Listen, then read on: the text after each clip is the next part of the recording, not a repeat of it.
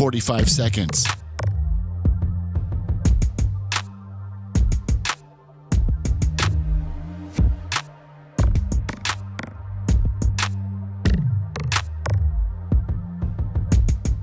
"30 seconds.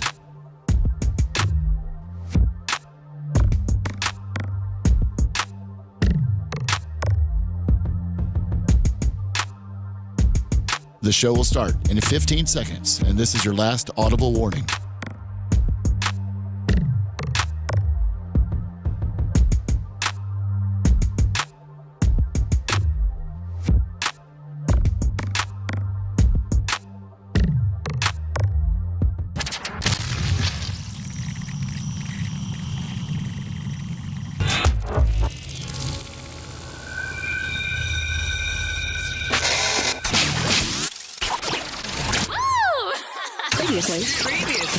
Previously on the Bubba the Love Sponge Show. They can't prove their identity on the spot at a Home Depot.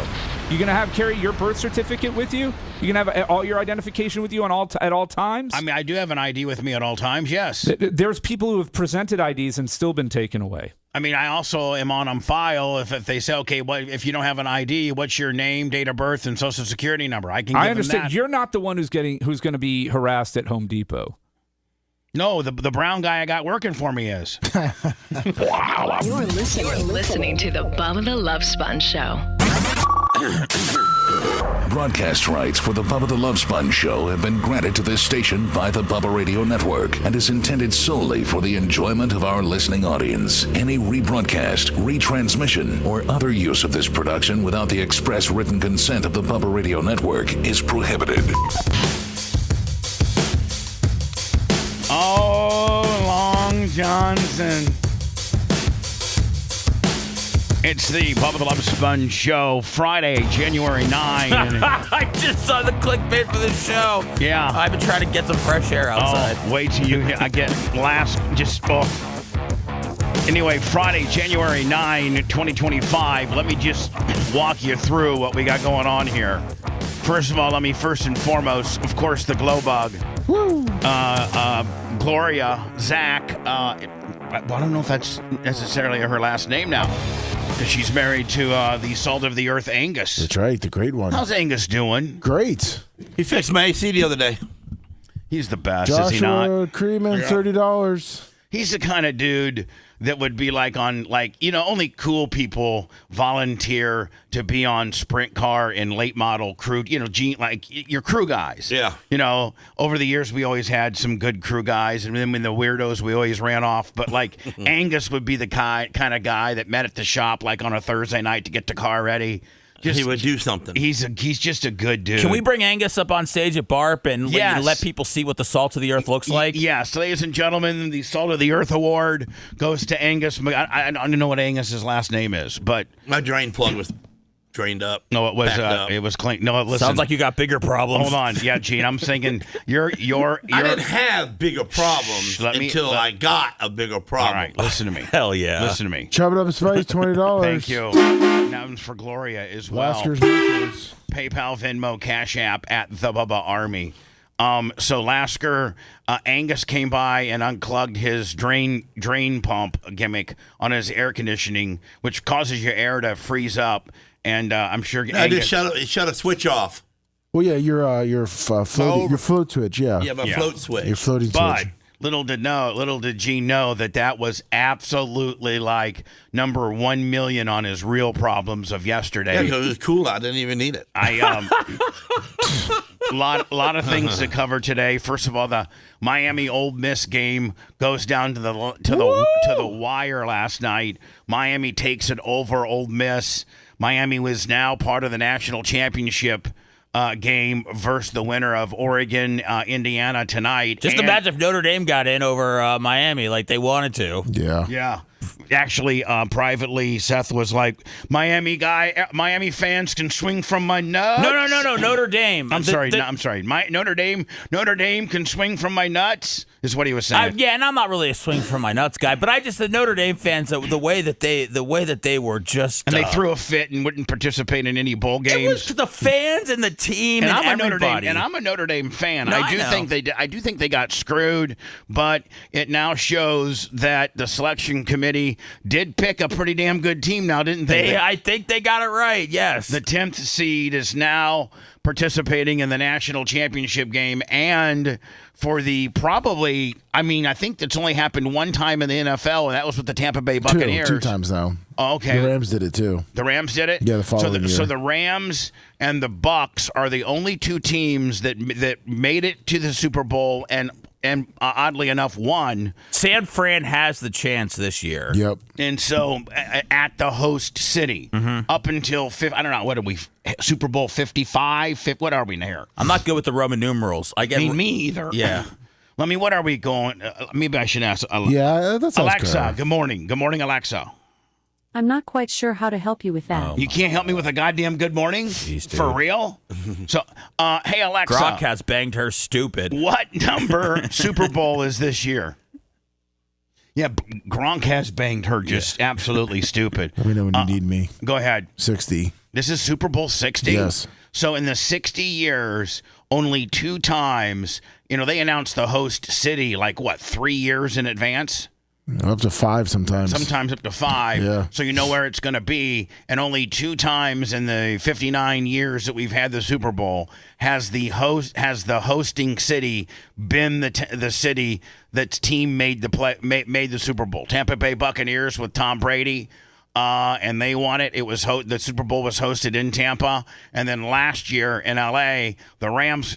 They didn't win it. No, not last year. It was the year right after the 2023. Bucks. It was after the Bucks won. So what? 2022, I think. So the Rams did it. So the Rams and the Bucks have done it. Well, now the national championship game, which I think is going to get played on Monday? Yes, the 19th. They take a week off. Yeah. So Monday the 19th. And we only know one of the 2 teams participating. We know that Miami, because they beat Ole Miss last night on a last-second yippee-yo, which I'll play here momentarily. But I sent you the final play for Miami that we could actually play. The national championship game for the college, championship is being hosted at the Orange Bowl, home field for the Miami Hurricanes, and they've already punched their ticket to the game. So it might be the first time in college history where the national championship game was played by the team, was hosted in the facility where the team that plays there. So Indiana plays Oregon tonight. I think that's going to be a barn burner. They met earlier this year. Indiana, it was a close game. Indiana won. That was Oregon's only loss. I think Indiana's 14-0. And I think Oregon's 13-1. And I think both these coaches came from under Saban, didn't they? Yeah, both did. They are both great coaches, man. Lanning and Cignetti. So it's going to be a great game, man. But last night was absolutely wild. It was. Old Miss took the lead. Either way, the story's crazy, Bubba. Because either way, you have Miami, who I want to say kind of got it at the last second. And then you've got Ole Miss, whose coach left them, and you've got these other guys that are coaching Ole Miss and LSU right now to see them potentially, make it to the championship game. Just either way, it's incredible. The playoffs are really working out this year. I was kind of pulling for Ole Miss just because of the adversity that they've gone through with regards to losing their coach, and they got most of the assistants stuck around, but most of the assistants have already notified Ole Miss University that they're going with Lane Kiffin to LSU. So, these guys are playing for, and I think a lot of guys are entering the portal to go to LSU. So this old Miss team is being really wrecked after whatever last game would have been, which would have been last night. But they were actually in the lead with how much time was left and what was the score? Because I did get a good night's sleep last night, but good. I went to bed super early. What was the score and how much time was left on the clock? I sent it to if you want to see the overhead clip, which has the time. I mean, it might be a little bit better. Which clip? This is the clip you sent me. Did you send me another one? I sent you another one that's the overhead. It was. Just don't play the sound on it. This is because it's short enough that we should be okay. Yeah. I'm not going to play the sound of it. There's 24 seconds left. Miami's obviously down. Second and goal. All right. Well, they got this screen on. Yeah. So what? It's the fourth quarter. Second and goal. 27-24. 27-24. Yeah. Miami has one timeout left, and it looks like the ball is about on the 3. Yeah. The 3-yard line. I'm not gonna play the sound because that's what gets us copyrighted usually. So, man in motion, guy in the quarterback. Was it Carson Beck? Scrambling around. He's got this big Ole Miss guy. Look at this big old guy right here. Boy. Ready just to get him. Smashing. But that guy smashes him. Oh, he runs it in. Look at that. Boom. 18 seconds left. Game over. That's big time stuff, man. Congratulations to Dude, college Miami. football's great when those classic universities are on top, and Miami is definitely one of those. I mean, they rolled out Ray Lewis, Edgar, and James last night. Michael Irvin's at every game coked up. Oh, yeah, he is. Whipping a trash can with a belt. He is. They got ugly helmets. But I will tell you this, though.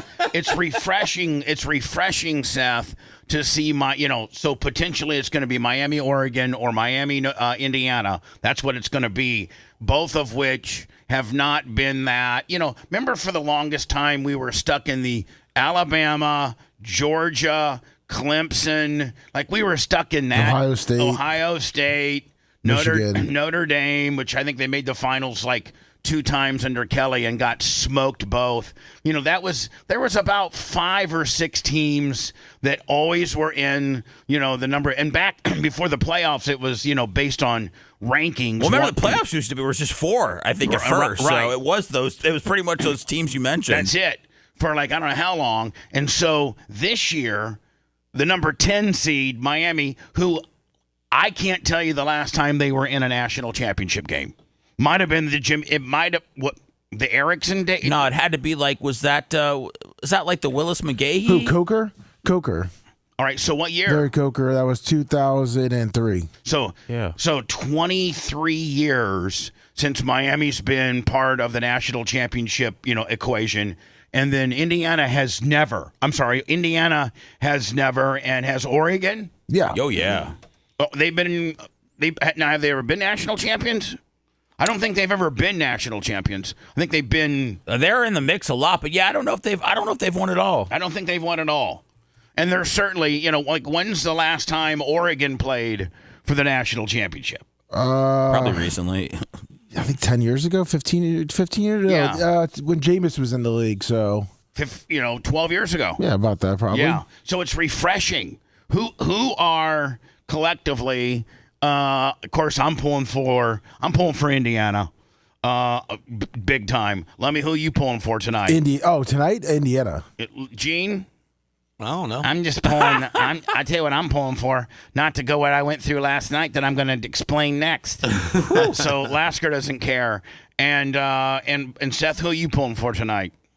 Man, I love Mendoza. I love Cignetti, but Dan Lanning's cool also, and they have a great quarterback. I'll probably be slightly leaning towards Indiana, but I'm not. It's hard for me to root towards teams that I don't really have like a hardcore interest in. Although Indiana's closer to Chicago than Oregon is, and but Oregon's closer to my heart because of the Pacific Northwest believing in marijuana, way before anybody else did. Right. So that goes a long way with you as well. I really just want to see. I just want to see a good game on a Friday night. I think you're going to see a good game. That's all I want to see. Indiana, man, when I watched them, they just got an extra meanness gear on defense. You don't see missed tackles. Their cornerbacks, they're not trying to put your shoulder. They hit. They're dogs, as you would say. Yeah, they're dogs. They're undersized. I forget when they played Ohio State in the Big Ten championship, they were across the board, their defensive line was about 20 to 30 pounds lighter than most teams that they play, but they're so quick and they're so They're such dogs that, and Tom Signetti, how you say his name? Signetti. He's like Bobby Knight of football, is he not? Yes. Like, he does not care. Didn't when they introduced him, Seth, he goes, "Google me, I win." Oh yeah, he's a very, very quotable guy, and I'm telling you, his interviews before the game and after the game are nonsense. They're always classic, and Mendoza's just such a likable guy. They kind of are giving him like the Tebow rub. They're kind of saying he's like a little corny like Tebow, but he gets I think he's kind of more Tom Brady-ish. He gets me fired up, man. Like I believe in him. Like he's not like a dorky guy to me or anything. No, Now, will his brother take over next year, or they are probably heavy? They already got a new guy coming in. Josh Hoover? Yeah. On the portal? Yes. Where's he coming from? TCU. And is he good? Yeah, he's good. But wasn't the USF guy like that we're losing to Byron Brown? That we're losing to Auburn because that's where our coach was going to? Yeah. It wasn't he. Like lights out. He had like 4,600 yards this year in passing. I don't know. Isn't he really, really, really, really, really good? Yeah, he's gonna he's got a nice NIL deal coming to him. Yeah. Plus it's nothing's probably better. Like, listen. It's one thing to go into the portal and go into the new program and be highly heralded and know that you're going to be the guy, but it's also another thing to go to the portal, know you're going to be the guy, and you're following your coach there. Exactly. Most of the people don't know their coach the way this guy's played for this guy for 3 years. Was the quarterback of USF? What's his name? Byron Brown. Did we get him? Did we recruited the coach before? We recruited him out of high school. Oh, okay. So he's a natural USF player. Hey, I do have a message for you. Oh, wow. Coach Mike Simmons. Yeah. Haas. Yeah. Former Indiana State offensive tackle, really good friend of mine. Has been a journeyman in the collegiate league. He coached at North Texas, Texas El Paso, Northern Iowa, Indiana State, USF,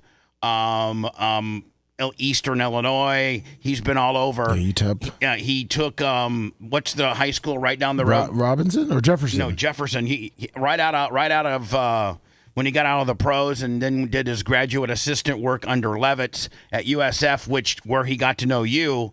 Went to went to Jefferson right down the road and went to 2 state championships. And so he now took over the Robinson High School program, and he told me to tell you he wants us to come, like when they start doing spring ball, he'd like for us to come to a practice. Oh, great, yeah. So wouldn't that be cool? That'd be fun, yeah. Could you coach up the offensive lineman a little bit?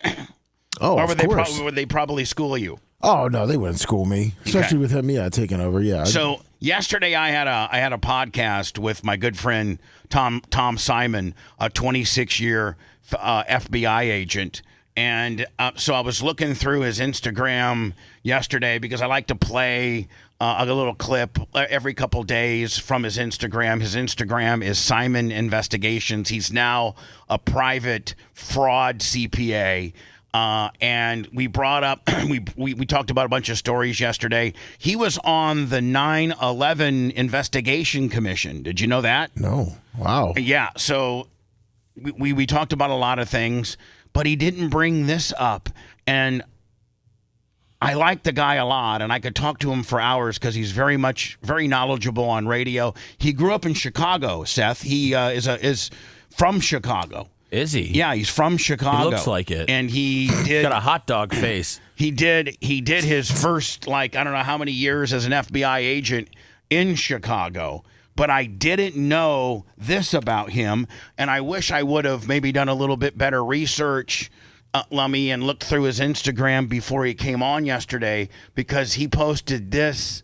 When did he post this? 2 days ago. And I could have asked him about this, because this is unbelievable. Huh. This is this is something Gene Lasker would do, because Gene Lasker on the appearance is a prick, but he's probably got one of the kindest heart of golds ever. Oh, yeah? Is it a heart of gold to leave a fake $100 bill outside somebody's car? No, that's a rib. Yeah. He likes Was to you pour happy it. for a moment? Yeah. I was curious. And But you were happy for a moment.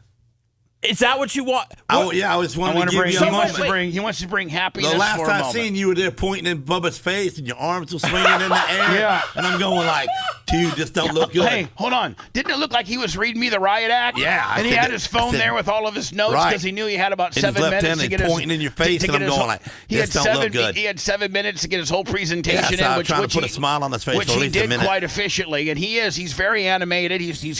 And Seth, I can specifically remember you were very animated.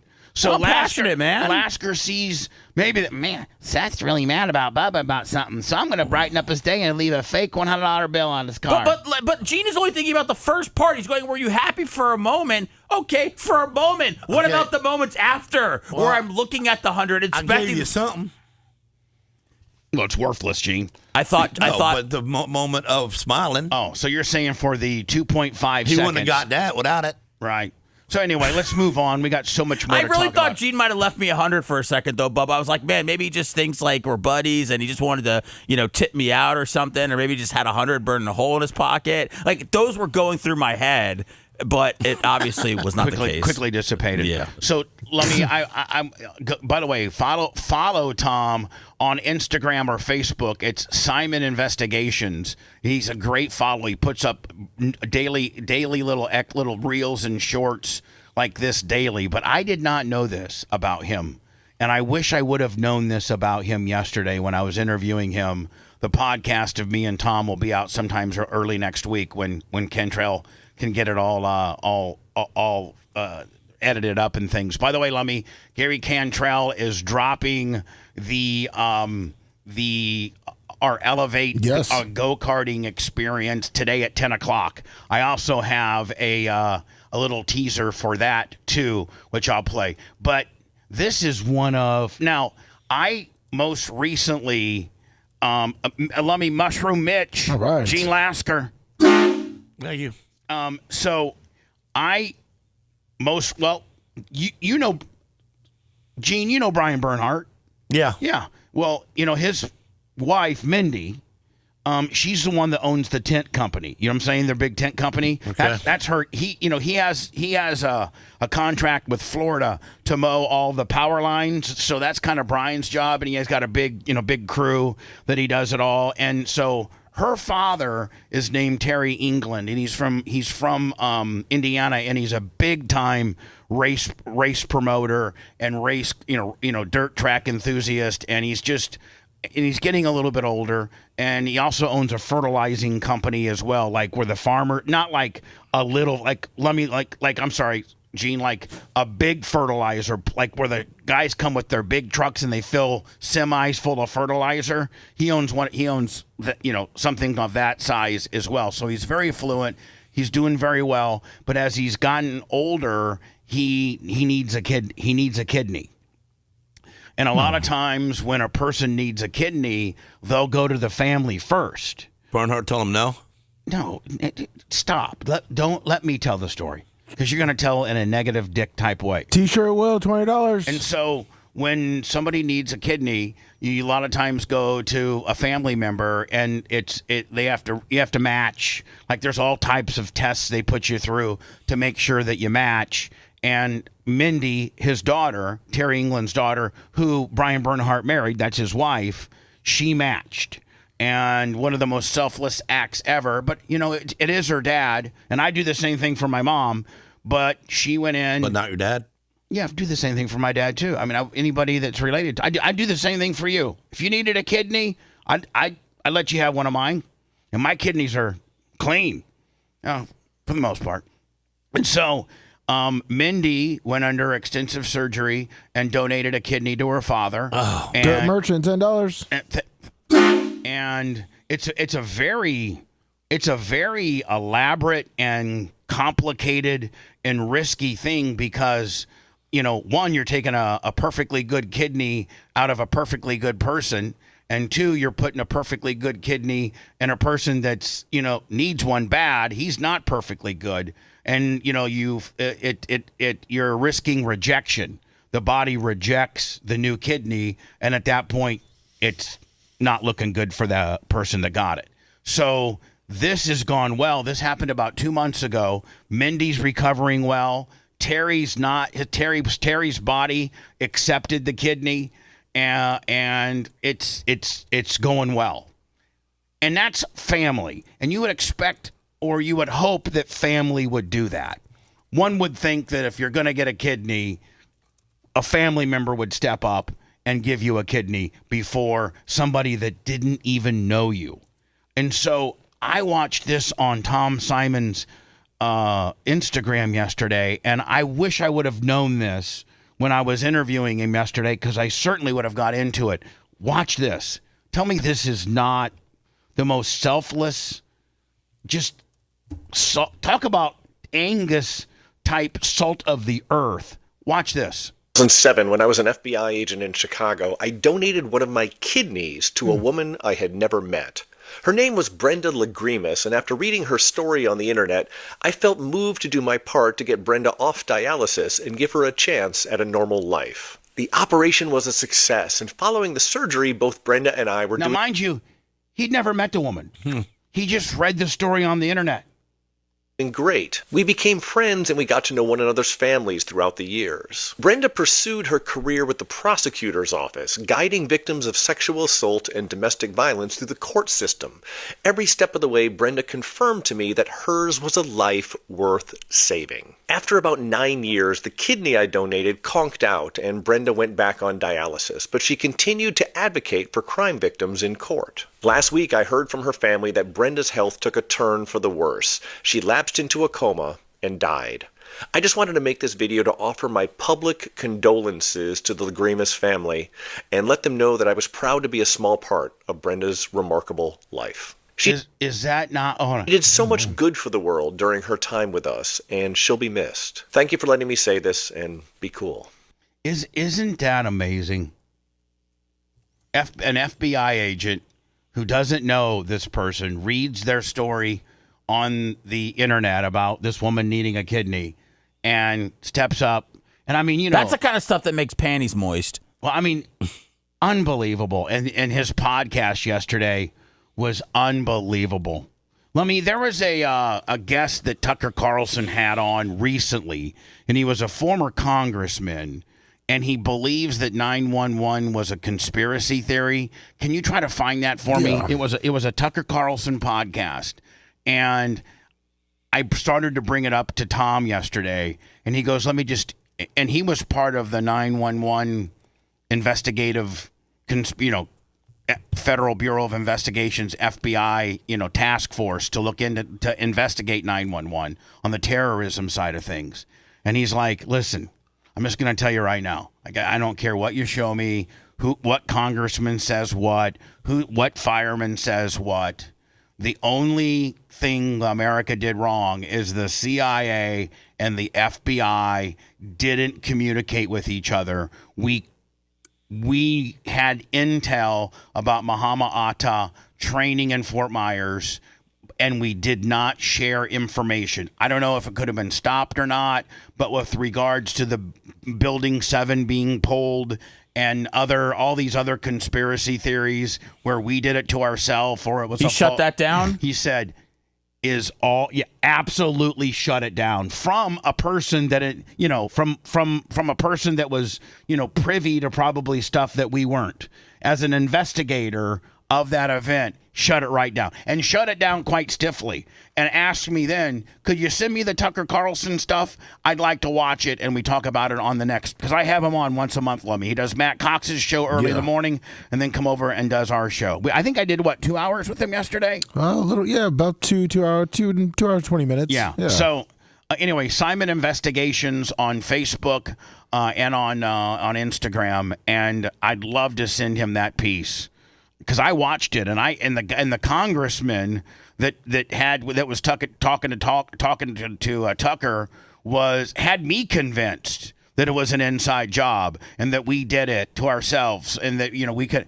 And Tom Simon shut it right on down. I think it's a series that Tucker did. Is it the 9/11 files? Well, there's one particular interview he does with a former congressman, and this congressman alleges that he got taken out by the Republican Party. They invaded his daughter's house one night and then put all this political soft pack money against another opponent against him, and he lost because of that, because they wanted him out of because he was actually trying to tell the truth about 9/11. And they wanted him out, and they got him out. So he's a congressman. You can see he's an older guy. Or you can direct me to the Tucker website. I might be able to find it. Okay. So before I go into words, because I want to give Gene all the time that he needs. Gene would. Well, I mean, obviously you've had some bad days in your life where, you lost your daughter and you've lost your dog and you've had some very bad days in your life. But is yesterday right up there with a bad day?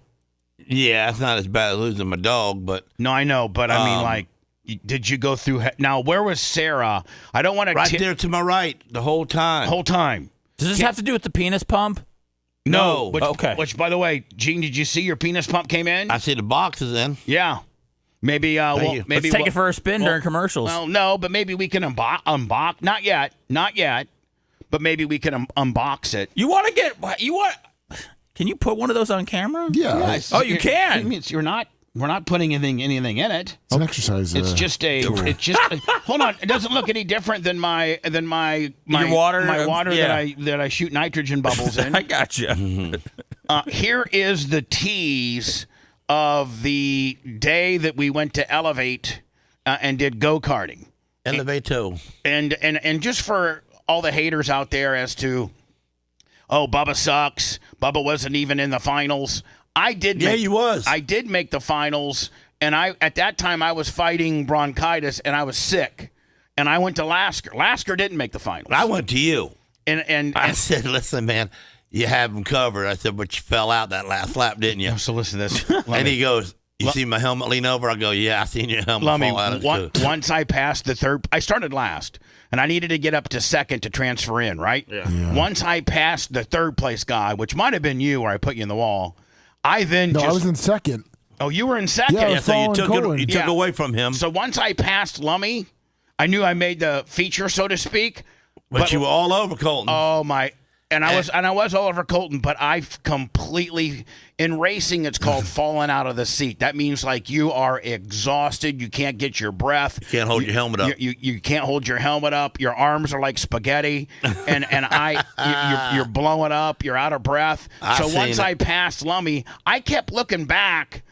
And Lummy was nowhere to be found because he had really almost Dale Seniored himself into the wall. Yeah. And so I could at that point, Gene, I was lifting, getting in super slow, taking my time. And then afterwards, Lasker actually comes and helps me out of the cart. Lummy, you did. You helped me out of the cart because I couldn't get out of the cart. No, because I was going to tell Lummy to help you out because I knew you needed help. But the guy that worked there did. Yeah, so I go to Gene, and so Lasker comes right up to me and goes, "Hey, let me tell you something. Hell of a move you put on Lummy to get that transfer spot. But I'm telling you right now, I don't know if you got it in you to go another 7 minutes. The helmet was about to hit the ground. The last 2 laps, your helmet looked like sketty." And I go, "Man, I can't. You're the only person that would understand that would known that I had fallen out of the seat and I was done." And so I said, "How about you take my transfer spot?" So Gene took my transfer spot, and I would have made the finals, had I not been sick and fell out of the seat and I'd have made the finals on my own if it wasn't for Babyface in the last corner, just spearing me right through the car. Yeah, but you would have done the same thing. No, I don't think so. Let me. Here is the tease. This is the tease. This gets released today at about 10 o'clock on our YouTube channel. The whole event, not the bowling portion. No, he's going to do two different videos. Right, the go-karting portion of us at Elevate. This is the tease.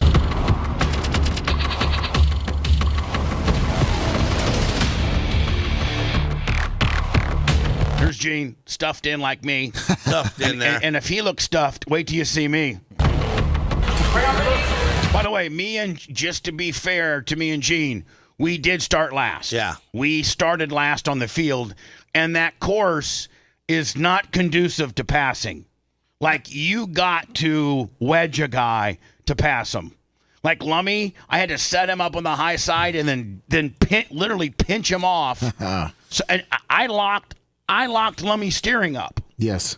All right, 3, 2. Meanwhile, the skinny guys, Macho Man and Babyface, They run away from you. because these things are very weight sensitive. Yeah.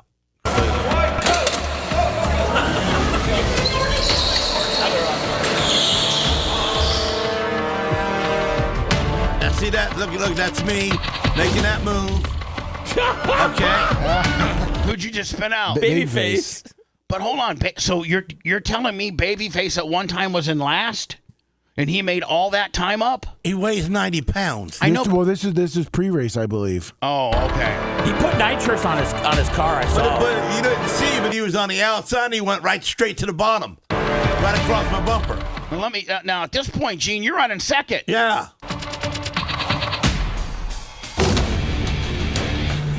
Who's got the Colton? Colton's got the Santa Claus. No, that's Tuttle. That's Tuttle? Yeah. This Okay. is some great royalty-free dramatic music. It is. Now listen, as fast as it looks, hold on, as slow as it looks, I gotta tell you, man, it's a lot faster. They're pretty fast. It's a lot faster than you think. Yes, sir. It really is. No power steering. So Lasker, you're running second. Yeah. Colton's right on you, though, is he not? No, Cole's not in this race. I'm sorry. Colton's not in this I'm race, sorry. yeah. Tuttle's right on you. Bubba is having such a hard time on the play-by-play. Oh, Brian took you out. You know, I've been accused of being a little too aggressive out there. Gene came and attacked me in the pits after the race. did. I got Did you shoved. hit him? If I didn't still have my neck roll on, it might have hurt. You know, he came and said that I took him out dirty. He took, in my opinion, turn 3. He came right into me, used me to make the turn, put that me ain't into dirty. the wall. At that point, I only had one choice. I was racing. in 5th place. It was going to be retribution for everyone. So everyone paid the price for Gene's mistake.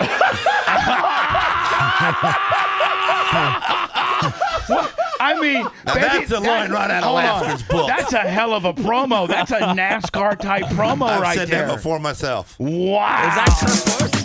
If you want a deep dive into the Bubba the Love Sponge show from the past, go to BubbaArmyHQ.com. We'll be back after these words.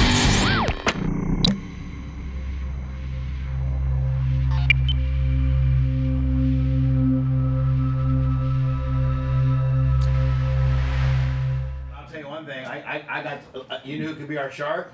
Little Rico. He weighs 96 pounds.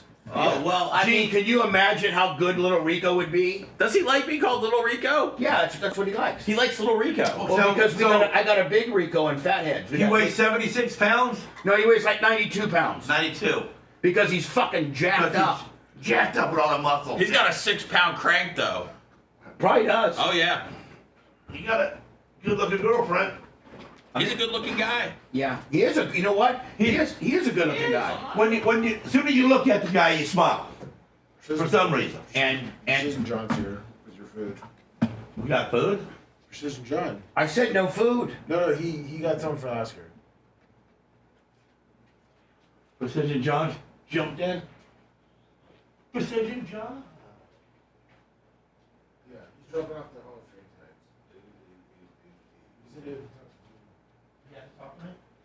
You want to know something? We're a third world country now. You want to know why? I'm an expert. I've been to them. I spent 17 months in Southeast Asia. Oh, is that Ventura? I watched a little last night. You know how I know we're a third world country? Because in third world He looks like he burned heaters all day. the military doing their police work in the cities when you walk around. I was in the What up, Berto? Ferdinand Marcos declared martial law. We went under dictatorship. We went from nobody to a You know this guy listens to the show. That's what happens when you What up? What's up? How you doing, man? What's up, John? Hey. I come give you this? Yeah, You may approach. You got me a Slim Jim? What's up, man? I got you the dual pack. Oh! Thank you. Good. How you doing? You got a poppy bagel. Gene forgot it. Oh, yeah. I'll probably eat that later. That's my fans. They come How you over. been? Guess what? What? Arlene's daughter just had a baby 4 months ago. So you're Grandpappy there. Oldest had a baby last year. Grandpappy there. Or a year and a half. And they're pregnant again. So you're gonna be a third. You're gonna be a three I banger. gotta be walking right. You're gonna be a three banger. Three banger. Wow. You believe it? Let me make sure I got all those in there. You got them all in. You can sit for a little bit if you want.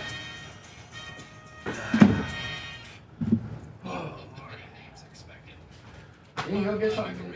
You're not. That's not gonna kill you. You'll turn that off in 30 seconds. In 30 seconds. I am down to a mere 289, man. I cannot mess up now. I've lost 11 pounds. And I'm not going back up at all since the business far down. No bread. I can't eat no bread. No white stuff. I haven't eaten no fucking macaroni since macaroni was made. That's different. No different than bread.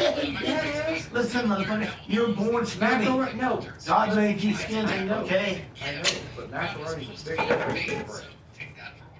Different stars, all of them. So COVID gonna do goulash the other night and use my recipe. And he does a great job. And he goes, listen, Dad, I hooked you up. I'm like, oh, you know, I can't eat macaroni, son. And he goes, I got the baby elbows, bro. He goes, these things are minute little elbows. Swell good and leave in the water. Yeah, they're like little tiny things, you know what I'm saying? I laughed so hard. He goes, and I only use half the box, so it ain't got much macaroni in it. Didn't you believe me? What's up, people? John Willie? He's so crazy.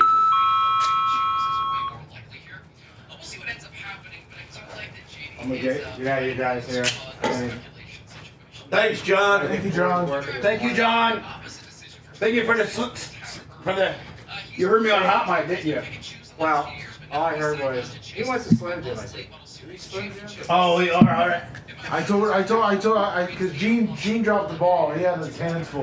See, man. Thank you, John. All right, we'll see you guys later.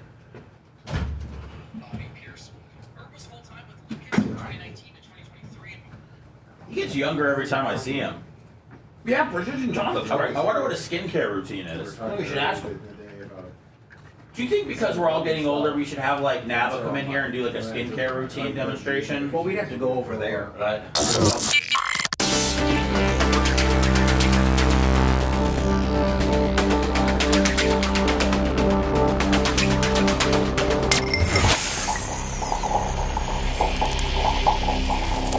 At Diaco Law, we'll take your call?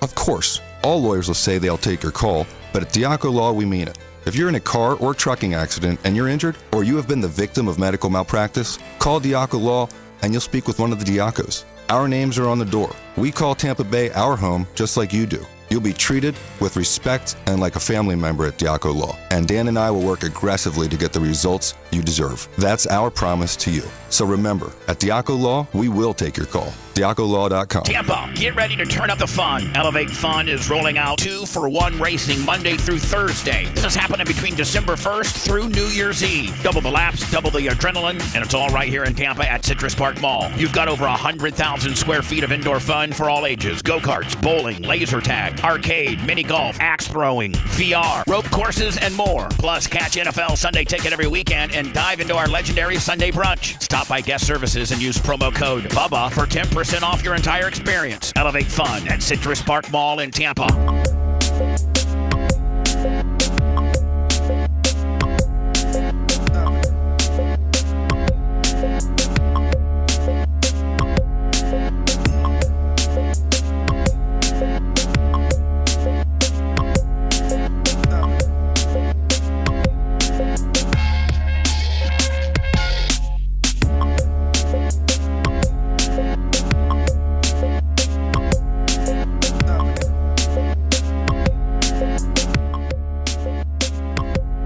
I got to get the hell right out of here today because we got practice tonight at Ocala Speedway. Oh, nice. For who? Anybody wants to show up, including like even if you were a sprint car and we're not running sprints on Saturday night, we got the rescheduled hangover at the first weekend of every January for Tom Bean and I have owned the track since 2011. We have a thing called the Hangover Classic, and it's the first race after the new year, hence Hangover, and it's usually 2,000 to win streets. The lower classes that don't usually get big money, like Gene, like the Bombers, the V8 Thunder stocks and the street stocks that are usually racing for $500. We make it 2,000 to win. Can I come over there and warm up a bus? No, you're not going to go over there and warm up a bus. But I do have an idea. Oh. I think it's 1,000 to win. I think it's 1,000 to win Crown Vics. And Lasker, you and a Crown Vic. Because here's the deal. They're all about even. And you can't put any race tires on them. You have to have DOT tires on them. You can't slide. Have some fun. You can't put any, like it's, I guess you could probably, through air pressure, maybe get an inch or two stagger on it, but there's really not a lot you can do. And our tech guy, a lot of the Crown Vic guys will go into the computer system and change the air fuel mixture on the computer. Well, last time we raced, we had the top 10, Gene, listen to this. We had the top 10 Crown Vics stop on the front stretch before, and our tech guy had the computer that they were all illegal. And out of the 10, 4, the 1, 3, and 5, and like 7 were all illegal. Where they had changed the air. Yeah, so we plug the computer right on in and make sure it's stock settings. But what I'm saying is, since they're so equal, it puts the driver into it. I'd love to put you in one of those Crown Vics. Because, those guys are, they're good drivers. Oh, yeah. But they're not Gene Lasker. But they're used to their Bombers, yeah. Yeah, a lot of them are sometimes a little bit scared to put it up on the high side. Boy, So anyway, we got street stocks for 2,000 on 2,000 for factory stocks called V8 Thunder stocks. I think 1,000 for open wheel modifieds. I think 1,000 for Crown Vics, 500 for Gladiators, and we tried to do this last Saturday and we got rained out, and we had no more room in the pits. We had so many cars. So we have some semi trailers parked in the pits, and we didn't think that they would be a problem. I got a guy meeting me out there today at noon to move them, to move all the semi trailers out of the pits. So we won't, for anybody that's listening to me or going to be up there, we're not going to have any pit issues. And then I got to start getting ready for the Winter Nationals. I got to start painting, camping spots. I got about another 500 yards of material to add to the track. I got to raise all of turn 2's bin block. I got just a lot of stuff. Why? Because the dirt got so much higher? Yeah, because I put so much banking into turn 2 that then it goes, like in turn 2, Gene, there's like 6 inches, a 3,800-pound 2 foot by 2 foot by 6 foot bin block is what we use for our outer wall. In turn 2, I've added so much banking that of the 2 foot on the face of the bin block, there's about 6 inches that should. Oh, that ain't enough. So what you do is you get Stallnecker is borrowing me his law, and you yank that bin block out. Then you throw, good material down in the hole, use your skid steer to pack it, and then put the bin block back on, to grade. Raise it up 10 inches. And then at that point, if you want to add another couple inches and, as long as half the bin block is showing, you're good. Yeah. So I'm putting so much banking into Ocala Speedway for the Lucas Super Late models just to be and the USAC guys just to be able to go up and rip. Just absolutely rip it. So Saturday night, and oddly enough, I have to race direct. That's part of my responsibility. Tom Bean runs the business and the money part of our track, and I run the surface and the racing part of our track. And so that means I have to race direct. And let me do what race directing is. Yeah, it's where you make sure the guys that are coming up. You're on the radio talking to the racers how to line up. Yeah. When there's a yellow in turn 2. Bubba Lasker to the rear. Putting people in have to get a black flag. Don't think that this has not been over our radio before. 0-2 to the rear. 0-2 to the rear. 0-2 to the rear. We will not start this race without you going to the rear. And then Lasker won't. Okay, 0-2 black flag. 0-2 black flag. You will not get paid. 0-2. 0-2. We are going to block you in with the wreckers if you don't pull in. So then he'll pull in and then just start doing a big donut and raising hell and being a dick and then flip me off and the whole 9 yards. Or here's another call that you hear over the radio. Wreckers to turn 3. Lasker's jumped the wall. Lasker has literally flipped out of the park. Remember when turn 3 when you flipped out of the park? Yeah. You're the only sprint car guy to flip out of the park. The only 360 Top Gun guy ever to flip out of the park. Wow. So anyway, Saturday night, I'm not even going to be able to watch the Packer game. I'm going to miss the Packer game. Man. Isn't it 8 o'clock start time? Yeah. 8 o'clock. You're not gonna project it on the side of an F-350? One, Seth, I think a lot of people on some of the Packer forums that I go to and things like that, a lot of people don't have Amazon Prime. So if you don't have Amazon Prime, you can't watch the game. I mean, I don't know. I thought everybody kind of had Prime at this point. No. Isn't it free? No, you gotta pay for it. Oh, you do? Yeah. I mean, Amazon Prime costs like what, Lummy, $17.99 a month? No. It's like cheaper. $4 or $5, right? Yeah. No, but it's like $129 a year. But Bubba, if you bring this little box thingy, you can. Oh yeah, let's kayfabe that. Well, it's a get a box. Oh, you mean get a box? Yeah. Oh, I thought you were talking about something else. No, get a box. I believe so if I two take channels it's on. I got my get a box. Yeah. So if I have the merch, dude, it's on 19 channels on the Get a Box. Okay, then I'm bringing a Get a box. Yeah. So I just need a TV. I just need to bring a TV. Yep. Now, do I need the internet? Yes. All right, I got the internet up the tower. And can you watch it? Now, if you do have Amazon Prime, can you watch it on your phone? Yes. Yeah. Yes, you can. Amazon Prime has an app. That's what I'll probably end up doing. If you want to watch it on TV, it's on NBC 26 or the local Fox channel, I believe, in Green Bay. Oh, okay. So, but it might be just easier if I could somehow pipe it into my phone. Yeah. Because having a big TV up there in the scoring tower, I have to be paying attention in the scoring tower. So anyway, Saturday night. And the phone's not going to let you pay attention? I'm excited. I'm so excited. Talk to Lummy. I'm wearing his shirt right now. I talked to the mailman yesterday. Oh, nice. Devin Moran. Yeah.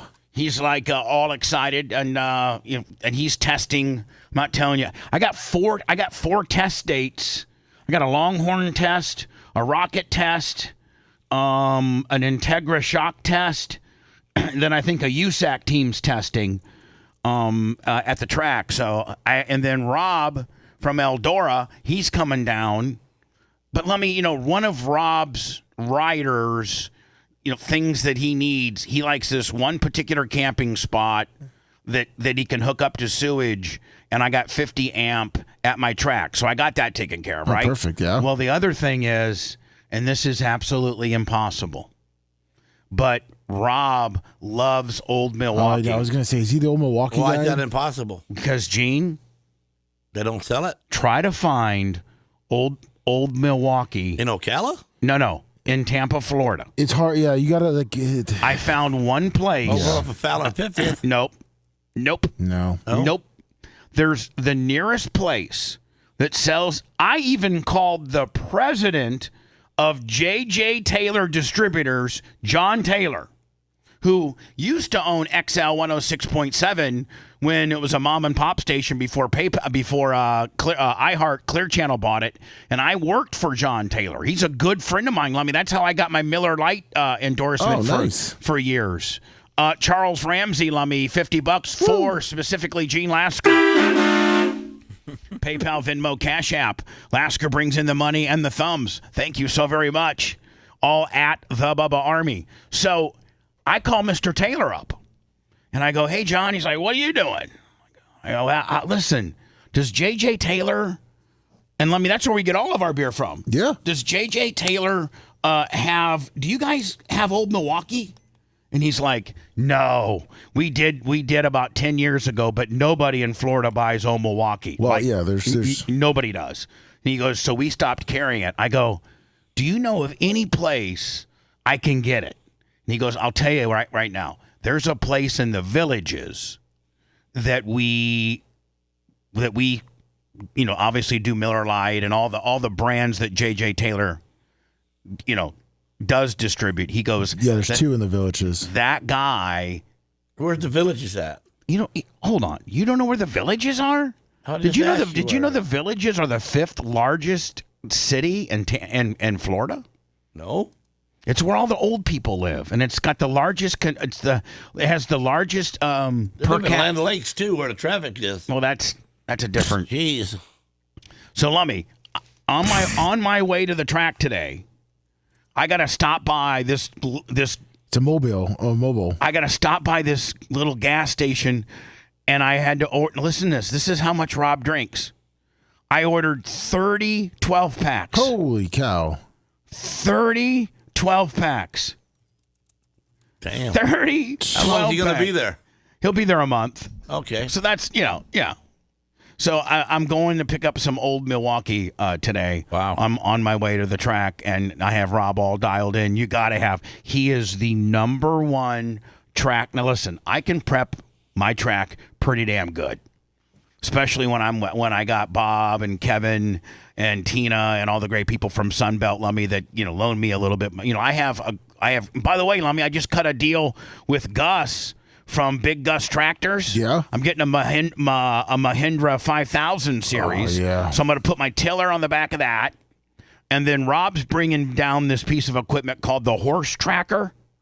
And Gene, it has all these little like razor sharp spikes on it, and when your track's starting to take a little bit of rubber, you know how it gets right there where the dirt starts getting crusted over, and you can't get coloring, and you can't get like a tiller won't go through it. This horse, you lay a little bit of water, and this thing called the Horse Tractor, who's got like these razors, comes in and rips it up, and then you lay water on it, and you because Gene will tell you when it comes to dirt track racing, laying rubber is like kid touching. It's the worst thing that could possibly. Am I right? Yeah. When you start laying rubber, it's follow the leader. It's one groove, and there's a chance that your right rear might blow. Right, and you got to wreck somebody to move. So he's bringing down. I'm going to hook the Horse Tracker up to probably One-Eyed Billy's a John Deere. Nice. I'm going to hook my tiller up to the new Mahindra I'm getting. I think Sunbelt Rental is going to give me a Law. And a water truck, and then Beard Construction's going to get me a badass, like my grader. The grader we have is like a 1982. Well, Beard gives us a brand new grader for the month, and again, I have Rob from Eldora to help me with track prep, and it's going to be unbelievable. We're going to have the best Winter Nationals ever, and we just added I forget what week. Oh, Seth, guess what? Uh-oh. You ready for this? You ready to make more money, Seth? Wait. You ready to make more money? I thought I was taking more time off. Oh, no. Meaning hosting by you. What are we looking at? We're looking at He makes more money if you're not here. I pay him a hosting fee. So the last time he hosted, me and Lummy did all the work. What a dick. Well, Seth, I disagree. Gene, you're a multimillionaire, and you don't need Seth's. I would like to split my hosting fee with the boys. No, you would not. Yes, I would like to split it 3 ways. That fake $100 bill. Is this something that you're saying publicly, or is this something that you really need? you don't need my money. Gene says keep your money, buddy. Okay, then give 1/3 to Lummy. Well, we'll talk about that privately. Yeah. Okay, we'll talk about that privately. So, I need you just 2 extra days, Seth, the 19th and 20th. Dude, you're not even going to be here in February. Well, I'm doing 8 shows. Okay, well, for February, I'll be here on Monday. I'll be here the 2nd, 3rd, 4th, 5th, and 6th. Then I'll be here on the 9th and 10th and 11th.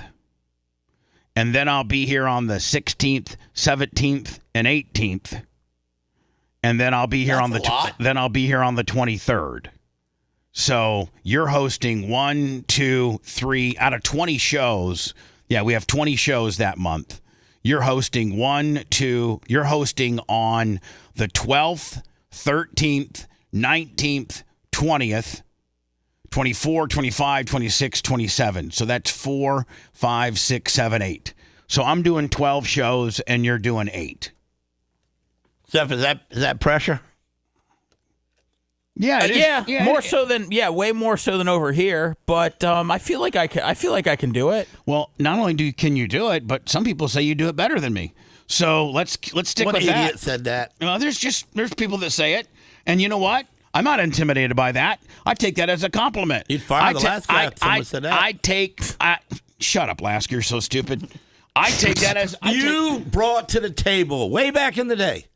To never hire somebody better than you. He's not better than me. Somebody told you that, right? He's not better than me. He's different than me. Right. I know that. It's a different style, a different vibe, a different texture, different topics. Just it's different. The guy but you know that what? taught you radio. But it's good. Told you that. It's good. You don't know. Shut up. I mean, we had fun with the menorah, Gene, right? I mean, no, we had a great time. Yeah. Yeah. I'm all about having fun with my boys. It's always great when you don't get told to shut up. No, it's Gene can take everybody out in one segment, man. He's just everybody. Oh, he almost took himself out yesterday. I mean, realistically, Gene Lasker I was almost 2 sentences away from going downtown. All right, so so that we're really, really, really on time, and I want to leave a little bit early today, should we be responsible and be dead balls on time, take a break, and then we come right out of the box with the Gene Lasker story? Because Gene Lasker was in 2 hospitals yesterday. Just can I tell you, I don't know the story. Me either. Lummy tried to explain it to me, and he couldn't really even get a sentence out within 5 minutes of trying to explain. So I just said, let me just hear it on the air, because he was reading all these texts that Gene was sending him in the middle of the night last night. And so before you got here, Lummy was here a little bit before you, and he walks in and goes, I just want to let you know I don't know about Lasker if he's showing up today. And I go, what do you mean? He goes, I got all these random texts that he was in the hospital, but he was then I got another one that he was going to be okay and he could fight through it. And then I got another one that said that he may get Baker acted. And then I got another one. And so I don't know. Poor Lummy, just in the middle of after you go to bed, Bubba, and I think Lummy gets, He told me to shut up and hulk up. He said hulk up? Yeah. He said shut up last year and hulk up. Those might have been some of the most prolific or profound word. That might have been some of the best advice that Lummy has ever given a human being. Shut up and hulk up. Did the Bell's palsy act up? No, by the way, Gene, it looks like the Bell's palsy's gone. Yeah, completely. For real. Wow. I know. I feel bad. So anyway, Lummy. That's completely gone in KJ's ain't. So anyway, Seth's going to be hosting those 12 shows. Sweet. And Gene, unlike maybe my mindset back in the day, I didn't have Spice tried to host shows, but I pretty much abandoned all that, and we just did best ofs and gave everybody all that time off. But we had guaranteed contracts back then. So we made money. We made the same amount of money regardless if we were doing vacation best ofs or hosting the show. Well, Seth being here is not a best of, and Seth being here generates and produces a good show. Yeah. And it brings in good money. That's what the fans want. And Seth, is good. Seth is good, and I'm not intimidated. I take it as a compliment that I have found a person that is, I'm confident enough to hand my kingdom over to. And so those are the dates. And I'm going to go to words, Lummy, so that we're dead balls on time. He's like 4 feet from me. You're almost gay for the guy. I'm gay. I can feel his boner energy, Gene. I mean, Speaking of boner energy, let's open up the Gene Lasker segment. Oh, wow, really Shakespearean out of you and I being lovers. Well, I mean, you and I can never be lovers. I think I'm a little too rough for you. Well, I couldn't give you what you need every day. Right. I'm not that horny. I wish I wouldn't have started this. Yeah. Come on, Gene. I know. I feel like Babyface messing up the show. Well, we're going to unbox. You did get we have to be careful on how we describe it. You did get a medical device that came in the mail, Amazon dropped it off yesterday. Hopefully, Gene, you'll be able to use it before we see you again next Friday. And you can give us a play-by-play account on, me and Lummy swear by it. Me and Lummy, absolutely love ours. We have to be careful in what we say. If you don't got one of them, no. Then why'd you push it on me? He politely declined, but he loves to vicariously live through us. Gene, I was talking you out of it. I was saying that I didn't think Sarah would be. I thought it would scare her. I am not for that at all. I was telling you to put your balls in it. Gene. I was being oh gregarious. My God, hold on, let me hold the phone. Tease. There we go. 200.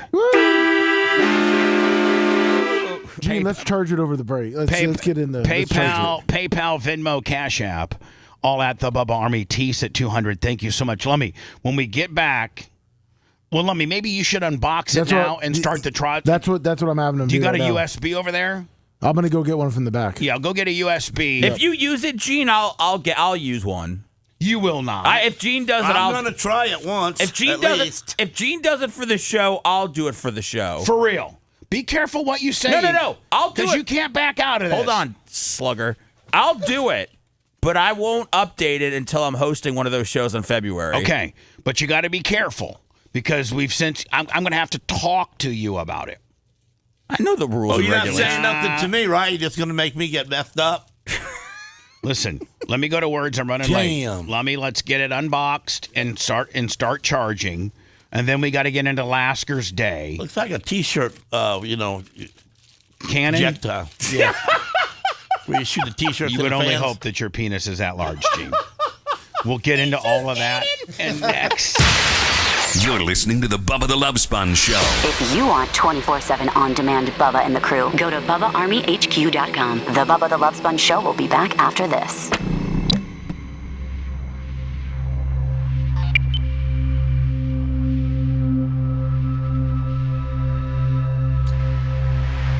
Dude, you said you were on, I wanted one of those bagels. You said you were on a diet. The bagels. Bubba said he wanted a Slim Jim. Those bagels are so good that he gets. I might get one. Well, he didn't bring it. It's too late. There's no option for I told him not to bring. Okay, I'm good. I'm good. You didn't bring the bagels? Well, Bubba said not to. Bubba said he was on a diet, so he shut the whole operation down. He left a poppy seed in there. One bagel? Well, I think Gene, you got one, right? I don't know. Okay. We don't know. It's one bagel between three men's. Well, I mean, we got to empty the trash today. I know. I was going to. I just wanted to make sure we killed everything. I saw you listen to every word he says. Because it's seriously. From his boss. I know it's yeah. Bubba. But you don't gotta listen to every word because he don't even know what he says half the time. You gotta do the trash. Me telling you, take your I trash agree. out. Everybody take out your own trash. I listen to you over Bubba. You want me to do anything for you? You good? Yeah. Where's your cock bomb? Yes, sir. Right here. Here, grab Oh, mine. fuck, dude. Gene, you don't need that Mine's shit, man. broke. Come on. Look at that. No, I mean, I make my wife squirt, so. Whoa! Oh! Oh! Did you? Oh! Yeah. Oh my God! Oh my God! I don't have a problem with it. Oh, Lasker, you're gonna love it. I'm telling you right now. You're gonna. And Keith, thank you so much. Oh my God. We need it too.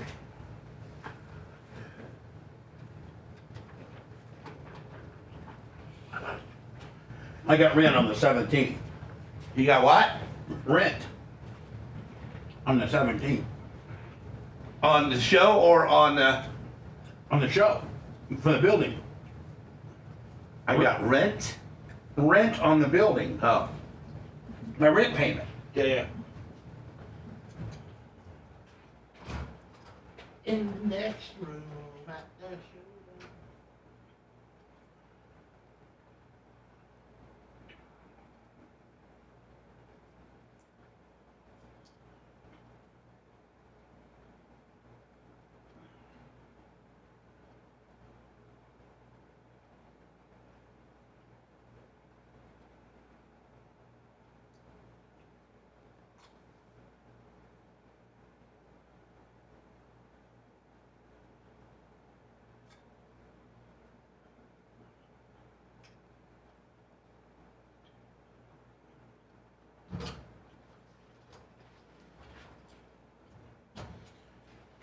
Yeah, John was trying to ask you if you wanted food still. I was like, and you said you wanted a Slim Jim, so I was like, just give it a Slim Jim, John. Thank you, bud.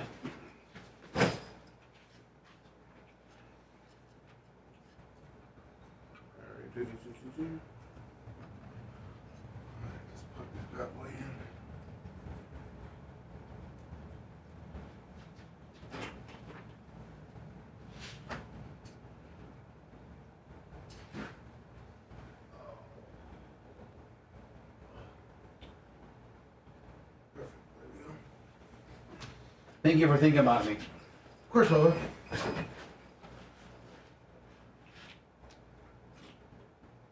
I hasn't got it yet. HS Bubba fans getting charged now. What's up, Cable Dog? Let's try to get all the trash out of the building this weekend. Yeah, we will. Thank you.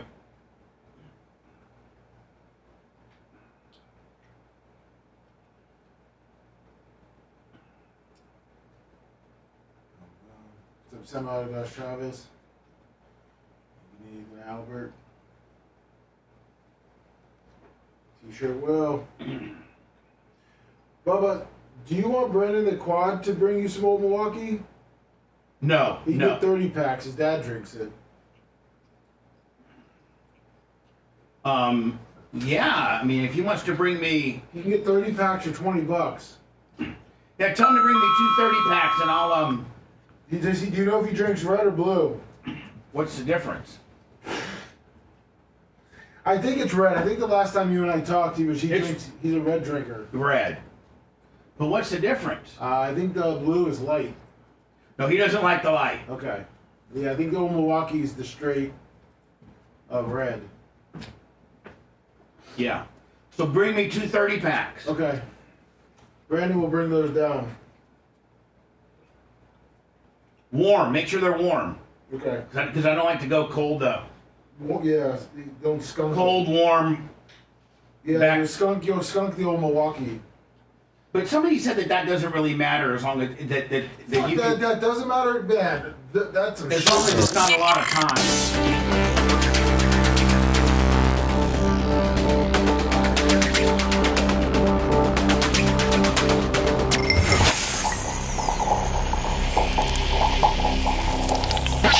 The Bubba the Love Sponge Show. Listener supported via PayPal, Venmo, Cash App, all of the Bubba Army. Now returns.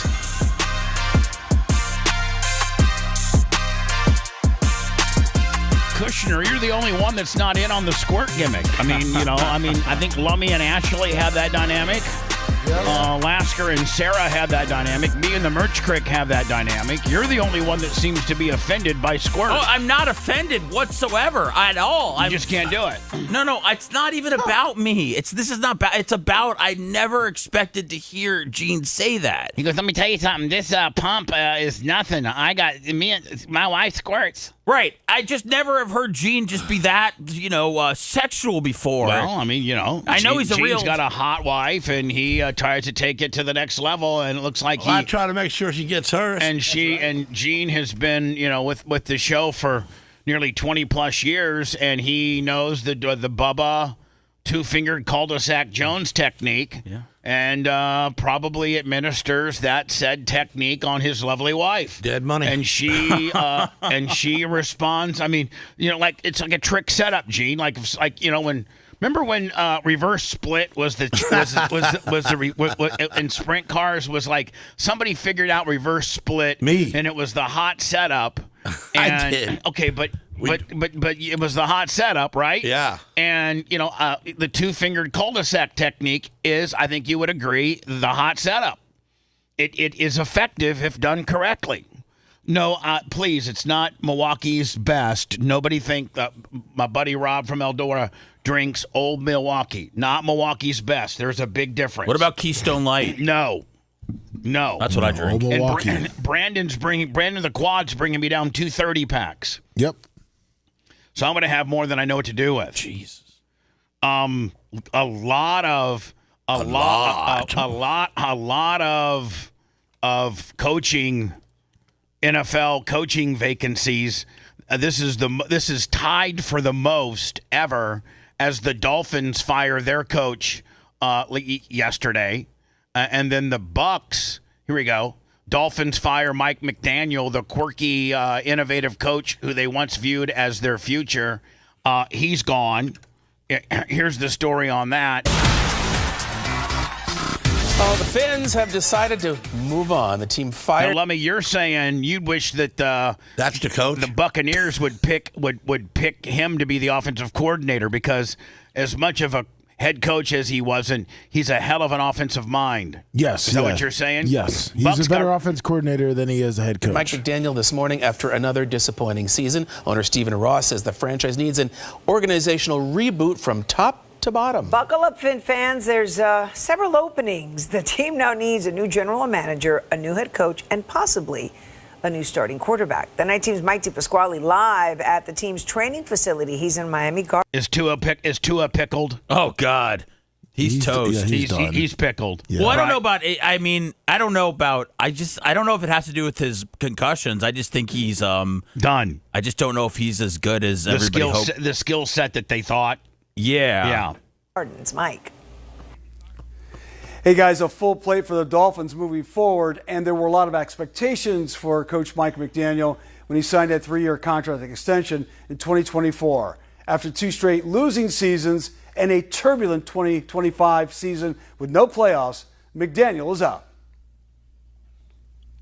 My understanding is that I'm the coach of the Miami Dolphins until told otherwise. On Thursday morning, McDaniel was fired after 4 seasons. A 35-33 record, 0-2 in the playoffs. He's too short to be a quarterback. Tagovailoa struggled. What? Too short to be a quarterback. That wasn't the quarterback, Gene. That was the head coach. The little guy? Steph, why wouldn't you hook you up a resume and be like a walk-on coach? Yeah. That's not how it works, Gene. Well, have you tried it? A boy could dream. Gene, you just can't send a resume because you're an avid sports fan and know a lot about. I'd have to walk it on in there and hand it to the guy. Remember Bubba talking about his buddy Mike Simmons? Ask him how his journey was to become a coach. Right. Like, don't you have to start off as like a towel boy? No, you got to literally start off like as a. No, hold on. Literally, you have to start out as a graduate assistant. First of all, it helps to have played the game. But if you haven't, then it starts out as a graduate assistant. Sometimes it starts out as a volunteer on your local high school football team. Yeah. And then it'll go to being a high school football coach. And then it'll go to being like a tight ends or a specific position coach within a Division II or a smaller college. And then it'll go to maybe being a defensive or offensive coordinator to a bigger college. And then it will be going to maybe getting a head coaching job at like an HBCU or a Florida Atlantic or something, a smaller college as your very first head coaching job. Then you nail it there. Now, mind you, you're having to nail it, and every one of these stops, you're having to show that you got the it factor. And then you go to let's say Jackson State or whatever. Yep. And you nail it there, Coastal Carolina, something like that, and then you become an assistant. No wonder they can't win a game. Hold on. Hear me out. Lummy will help. Then you become an assistant coach or a coordinator at a Power 5 school. an Alabama, a Texas, something like that. You do well, and then, and only then, will you maybe get a really prestigious chance at a Power 5 school. The only way that you can pretty much make that even quicker is if you get on with one of the guys that's also doing the same thing you are, and he's moving up a little bit quicker, but he's bringing you with him. But you're already ruined from the idiots that try to teach you how to do it in the beginning. No. The only Lummy's right, and the only way that you can expedite that is if, let's say that you're on, let's say you're at Grambling, Lummy, and you're the tight ends coach. Well, your head coach ends up getting the Georgia job, and he brings you as part of his staff. Exactly. Now you're in Division One. Now you've there's two ways to do it. The first way is way harder than the second way. The second way is luck, and that your head coach is a stud, and he brings you as part of his staff because he got a good job. 3 games of the season. Our Dolphins insider, Drew Rosenhaus, wasn't surprised with McDaniel's firing. We just did not see the team continue to grow. Man, he's not aged well at all. Oh my God. He looks like Charlie Sheen. Has anybody seen the Charlie Sheen documentary? No. Oh my God. You might want it's I felt like I saw enough when we were like living through his Tiger Blood stuff. And he's so embarrassed by all of that. He's like, what in the hell was I talking about? Oh my God. Does he still have AIDS? No. He does not have AIDS. Okay. And here's the thing about it, man, and people, whether people want to believe this or not, but you can cure AIDS now. Or HIV. If you're a big money guy. Well, I mean, yes, you're probably right on that, Gene. But yeah, if you have the virus now, if the virus mutates so you get the HIV virus, and then if the virus mutates to AIDS, I think you're done. Like, I don't think that's really curable or like reversible. But if you just have the HIV virus, Magic got completely rid of it. Charlie Sheen got completely rid of it. They say now through medications that you can get in the United States, you can get rid of it through this medication. Now, prior to these medications being developed, the big scuttlebutt as to how Magic Johnson got rid of it is he flew down to Mexico because Mexico doesn't have our healthcare system is some of the least advanced in the world. Other countries like Turkey and we're plenty advanced. We're out for the money. We fix people. They don't come back and you don't pay more. But here's the deal. Like, I know a guy that had inoperable brain cancer, and he went to Turkey because they have this special type of surgery that's not approved in America, and he was basically told to get his affairs when he was in America and this is from Moffitt. He was basically told to get his affairs in order because he wasn't going to be around much longer. One of his friends or somebody did some research and found out this really revolutionary, non-approved in America, but is approved in Turkey, front lobal kind of deal. And he went there. They took out like about a golf ball size part of his front lobe of his brain that didn't really have much to do with his memory or anything, motor skills or anything like that. He returned back to Moffitt, and they're like, we don't know what you did, but it's gone. You did it. It's gone. I'll tell you what I did. I went to a country that's not, bought and paid for by Big Pharma, and they, want to actually help people and are not into shaking people down, and I'm cured. Well, supposedly Magic Johnson, there's this machine or this procedure in Mexico that might very well have been approved in America now, but in 91, 92, when Magic first got diagnosed as having the HIV virus, he flew down to Mexico, and it was a machine that pumped out all of your blood and just kept enough of your blood to keep you alive, cleaned, like completely took out your blood and put another person's blood of your same type in you, and would slowly, like, Gene, like, if let's say you got a 5-quart oil pan Well, your motor could probably, for a little bit of a time, run on one quart for a little bit. Yeah. So, but you're pouring as you're taking out those 4 bad quarts, you're throwing 4 brand new quarts in, and you're sucking out that last quart and putting it in, and you do a complete blood transfusion, and you got to do that like 2 or 3 different times. And then once you've done that, a complete blood transfusion. Sounds easy. No, you have the sketchy part is keeping enough blood in you not to fall out. Right. So supposedly that's what magic. I don't know that to be true. That's what I heard. But Charlie Sheen supposedly now is, as part of the documentary, he talks about being completely HIV free. So was there Diddy parties back in them days? But yeah. Oh yeah.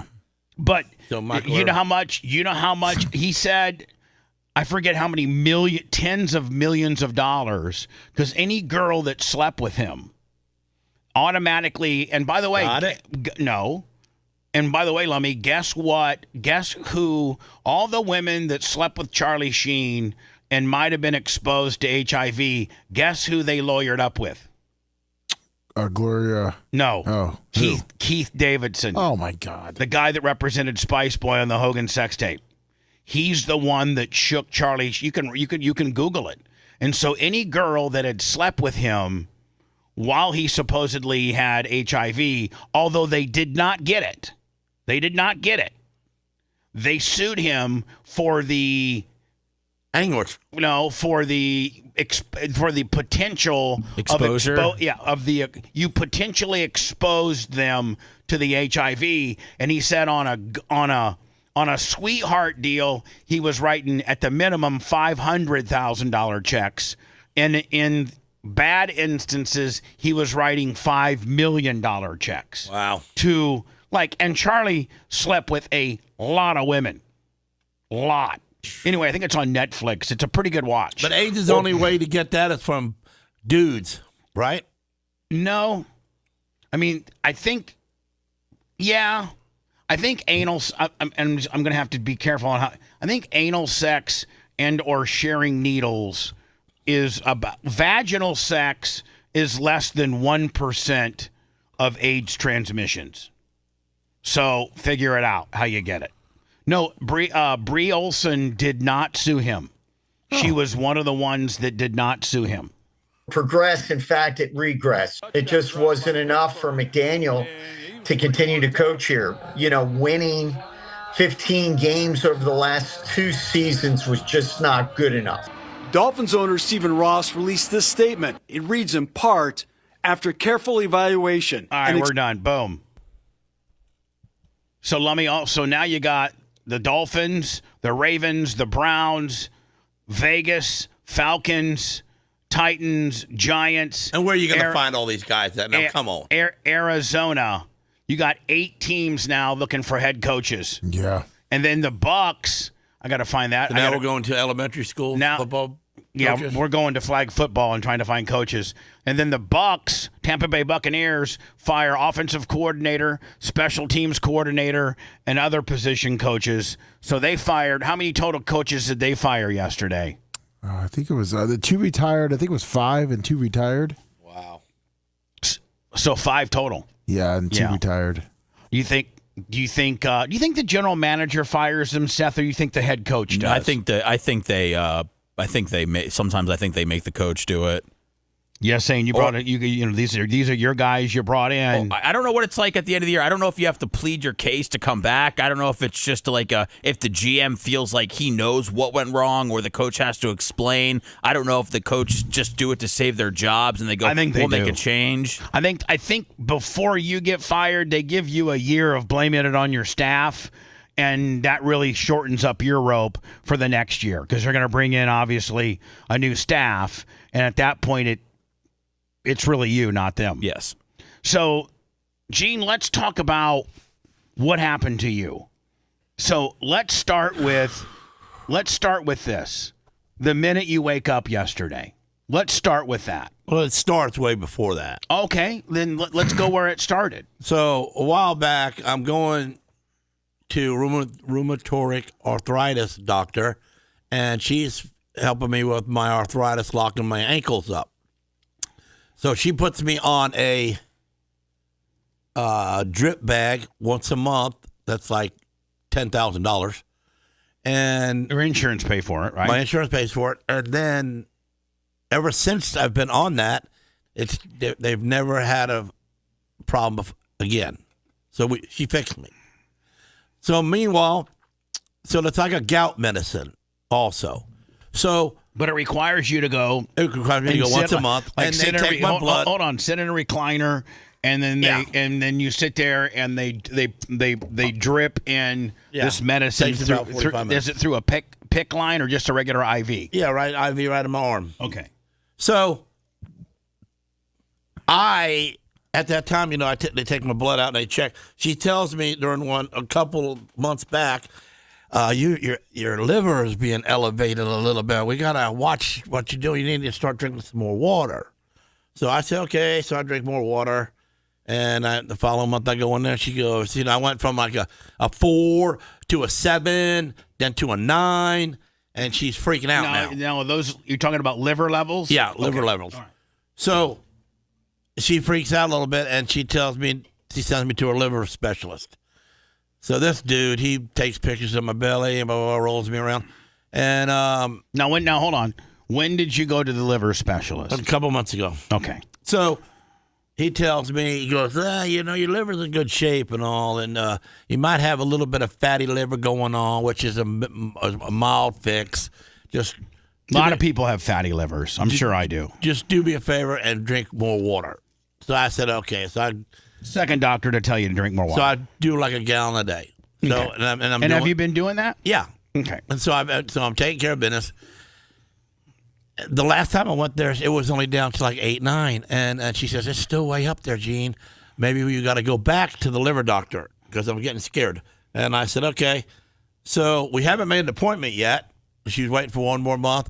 I see on the internet. Hold on, are you continuing all this time to still do your monthly drip? Yeah. Okay. So every time you do your monthly that's drip, when she finds out that my liver is going up. She does a liver check every time you do your monthly drip. Yeah. And the drinking the more water up to a gallon a day ain't working. Right. So she's going to send me back there, and I said, okay.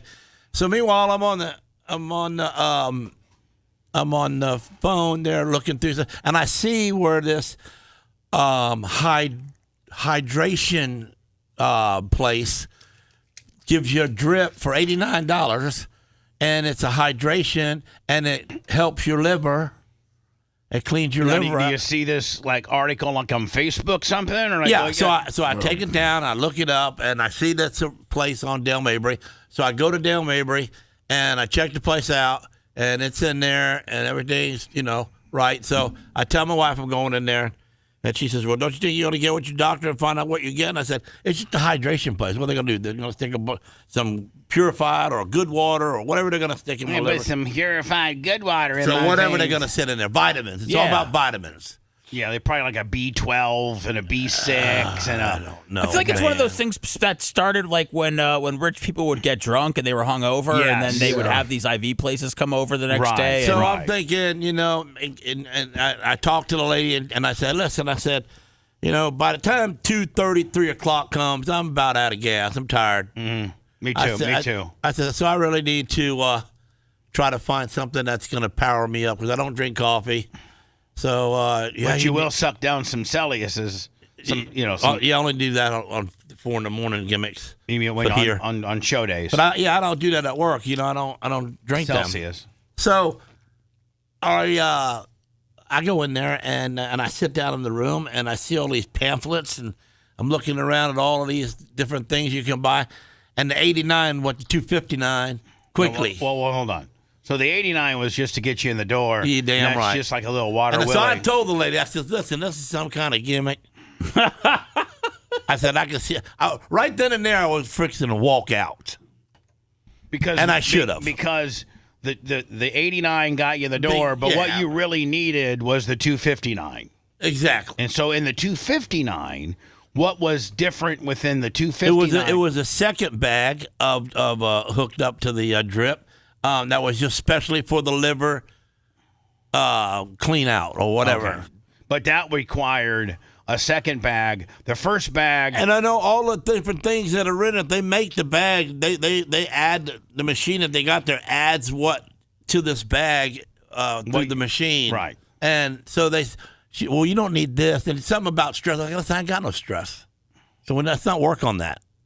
So let's take that off and give you one of these and give you magnesium something and whatever. So now, Gene, can I ask you a question? What? Do you think that this place on Dale Mabry, we're not going to mention their name, the Hydration Yippee-O, is it just a big shakedown? Yeah. All right. Of course it is. Are they doctors in there? No. But the lady knew what she was doing because when she poked a hole in my arm, she didn't play around. Man, it was slipped in, slipped out. Well, she might have been a phlebotomist, and she might be like your wife, your ex-wife Christine. Right. So, but she was good at that part.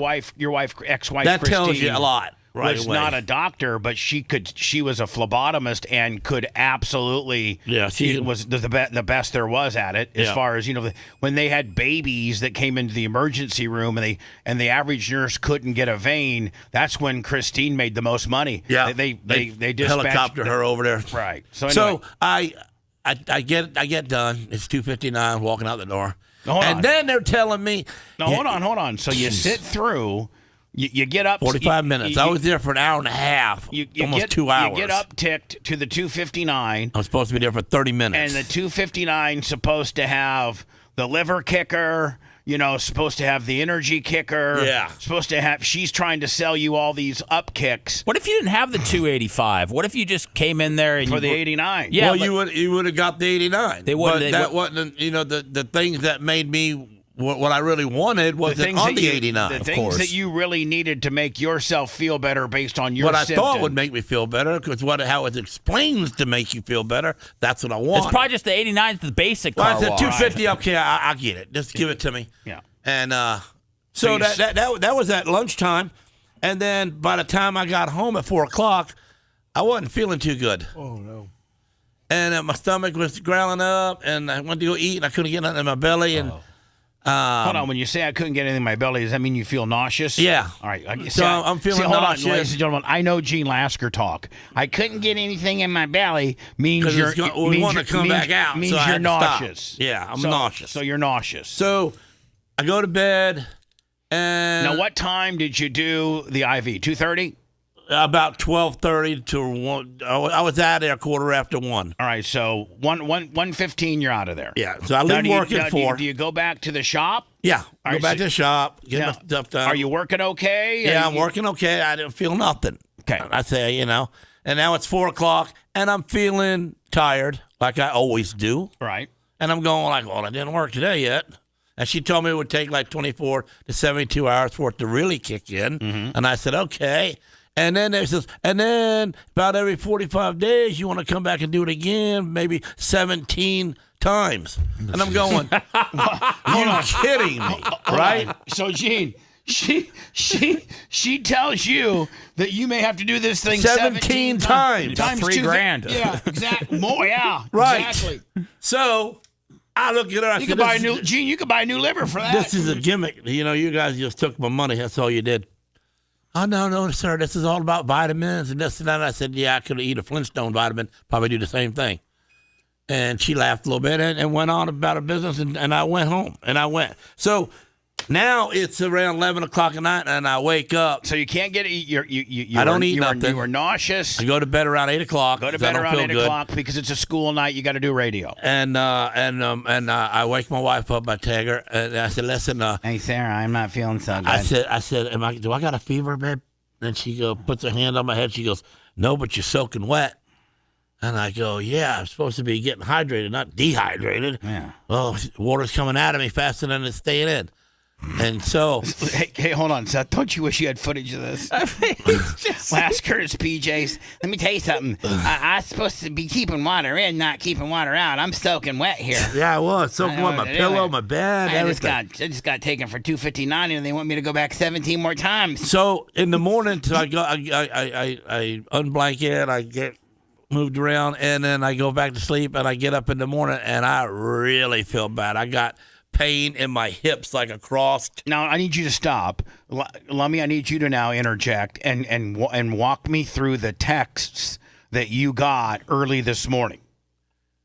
Because from you, last night. Yes. Yeah. The text. Well, he texted me and says, "Hey man, we still good for Friday, right? Everything good?" I said, "I don't know, man. I'm kind of sick." Like the good executive. Shut up and hold up. Like the good executive producer he is. Yeah. Making sure our guest is not going to stand us up. So give me the exchange right now. Well, so we were talking earlier about another situation that Gene went through that we're trying to solve with his credit card. Yeah, we got to do that. Then that fast forwards it. So I'm talking to Gene. Gene says he's not. When I'm talking to him, he's telling me he's not feeling good. So I said, "You're going to be good for Friday." He said, "Yeah, I'll be good. I'm like, I just told him. I said, stop complaining, shut up, hulk up. You get there. We got to go over the go-kart footage. Trying to get him excited to get in."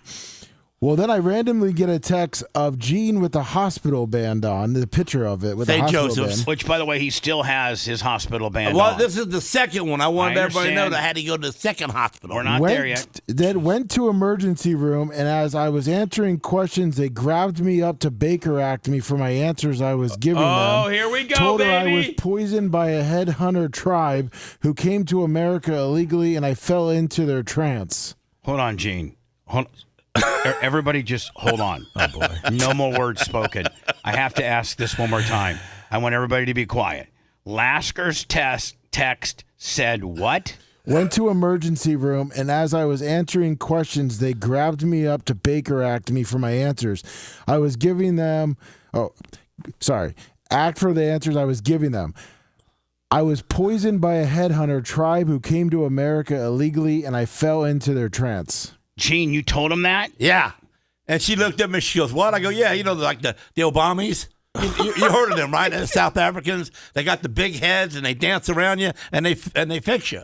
I said, "I was trying to get fixed, and it doesn't look like it worked. It looks like they poisoned Gene, me." were you just being like a smartass? Yeah. But she taking it for granted all that. Right, so let's stop. So then I text. So I sent him a text back. He says, "She asked me if I liked the weight I was at." So I answered. I answered pointing at Sarah. "Yeah, when it's on top of that, and she's got no way to leave or get away. I thought she was kidnapped. I got a jacked up truck. Getting in is terrible, and when I run from the cops, they usually catch me. All in all, I hate it." Then Sarah was questioned: "Is she kept by her own will?" Oh, my God. So the lady said, "Listen," so she said something about my weight. I said, "Listen, I'm fat, lady. Okay, I'm a fat guy." And she goes, "Do you like your weight?" I go, "No, sometimes I do." And she goes, "Sometimes you do?" I go, "Yeah, like when I'm smashing Sarah and she can't get up. It's kind of cool." And I says, "But I got a 4x4 truck, and I said getting in and out sucks. Being fat." I says, "And then if I do something illegal and I'm running from the cops, they usually catch me." Gene, you're lucky you didn't go to the funny farm. So they had the cops here rolled up in there deep. All right, so hold on. We're getting way ahead of ourselves. So that ends your conversations with him, correct? Well, then he told me, because then he said, "Oh, P.S. Sarah didn't faint." I said, "Oh, that's positive." Then I was trying to figure out what hospital he was at, because I was actually going to possibly drive up there, right? See if Gene maybe needed some help. Gene needed backup. Yeah, and he got kicked out. So now I'm on 54 in Veterans. Yeah, at the emergency clinic there. Yeah, whatever the name of that is. He got kicked out of the one hospital. Well, I got kicked out because when I said this to the lady, and she goes, looks at my wife. She goes, "Are you held against your own will?" Oh my God! And my wife says, "No." And she says, "Well, I'm going to have to Baker Act this guy for his answers that he's given me." And I looked at that lady and I go, "Do you think you got that kind of power? Do you really think that you can do that?" Because I'm going to tell you, there's no middleman here. It's me and you. Was it a kind of a threatening tone? Yeah. Okay. Okay. So she says, "Well, go ahead and leave the room for right now." So I walk outside the room and there's like 20 people sitting there, in the waiting room. And I go, "Damn, y'all better watch out for that lady in there because she tried to Baker Act me." And I sat down and I look over at the lady across from me and I go, "Damn, if she was going to Baker Act me, she's really going to Baker Act you for wearing that shirt." Oh, my goodness. Because she had a Dallas Cowboys shirt on. Hold on. Gene's cutting promos in the waiting room of the hospital. So the lady starts crying. Oh, God. Freaking out that I said that to her. And then so the cops and security guards grab, and she's, "My brother." Well, what happened was at the end of the crying bullshit, Watch your language. Charles and Skippy's $10. When at the end of that, it was. When did the cops show up?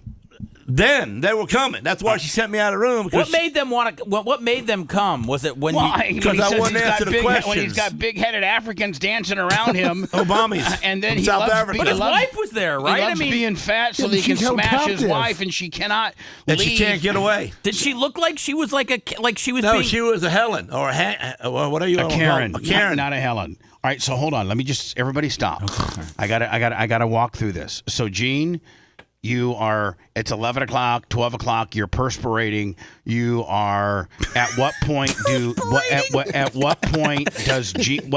does Sarah say, I'm taking you to the hospital? Oh, when she got home the next day, I woke up in the morning and I didn't go to work.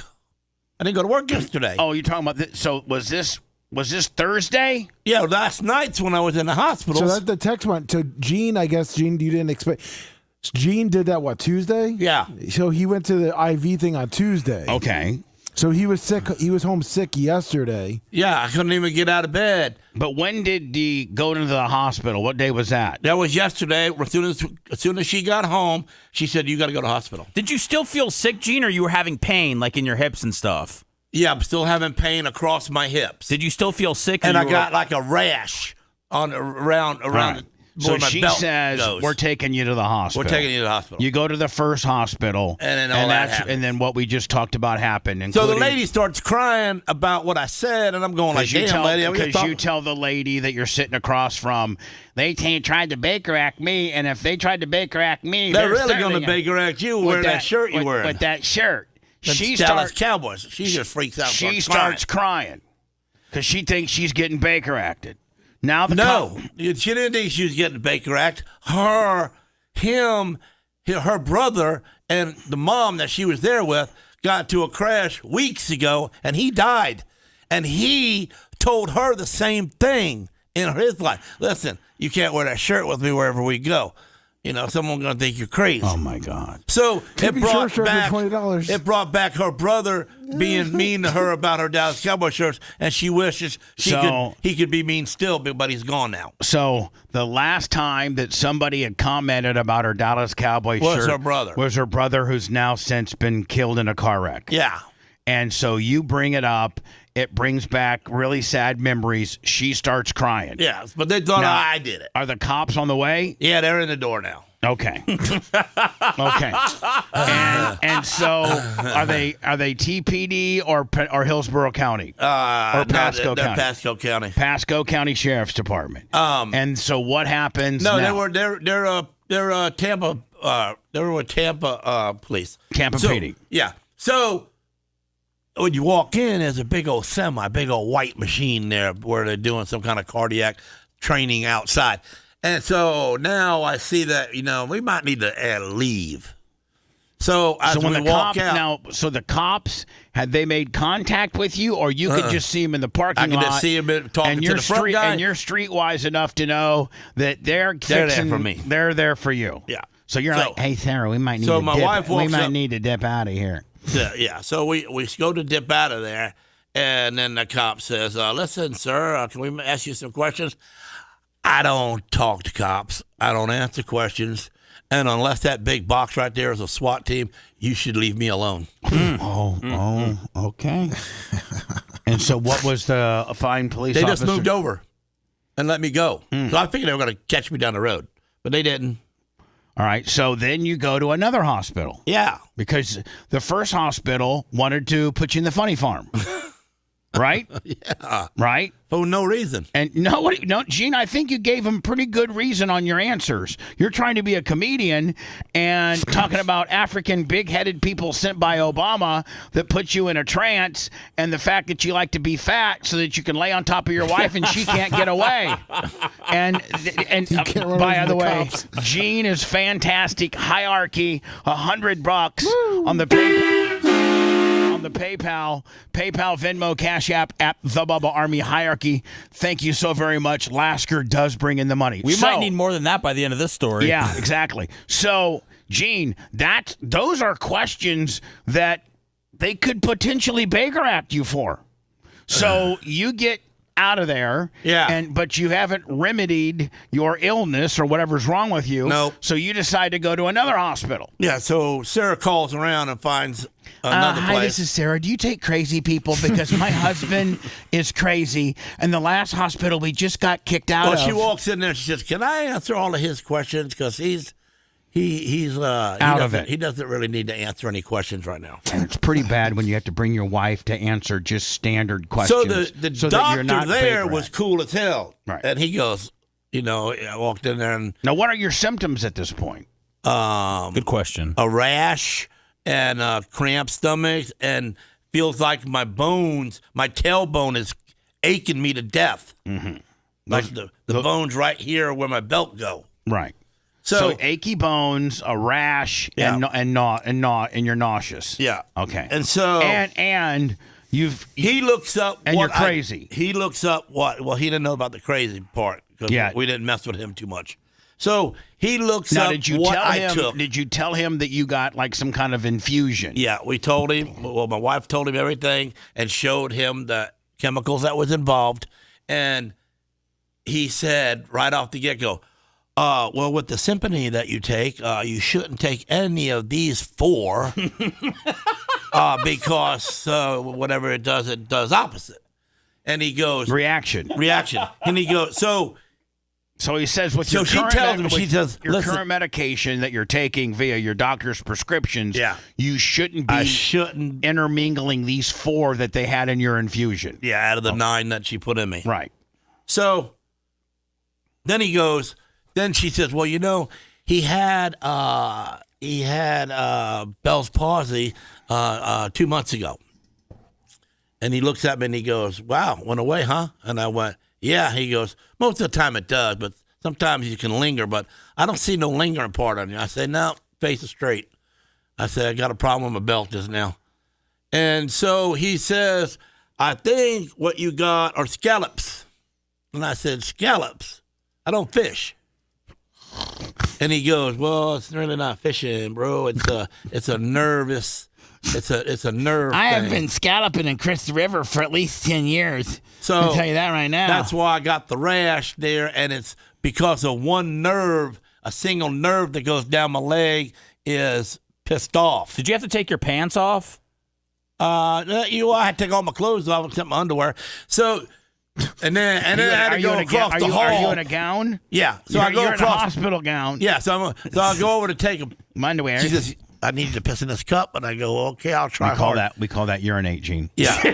Okay, so I walk out the door, and my wife I hear her laughing back there, and I'm thinking, I know I got clean underwear on. And I wonder Ain't got no bacon strips back here, buddy. So I walk in there, and I come back, and she goes, "Your underwear is inside out." Oh. And I go, "What?" She goes, "Yeah, you got big XL on the outside." And I went, "Oh, well, that just tells you my size, babe. Yeah. We're all good." Yeah. And so, were they boxers or were they got undies? Like He wears a tidy whities. Does he? Yeah. No. Yeah, he does. No, Yeah. they were black, and they go like about halfway down your leg. Oh, were they boxer briefs? Boxer briefs. Yeah, tight. Yeah, chicks love those, man. That's what I wear. so- I wear boxer briefs. Figure defining.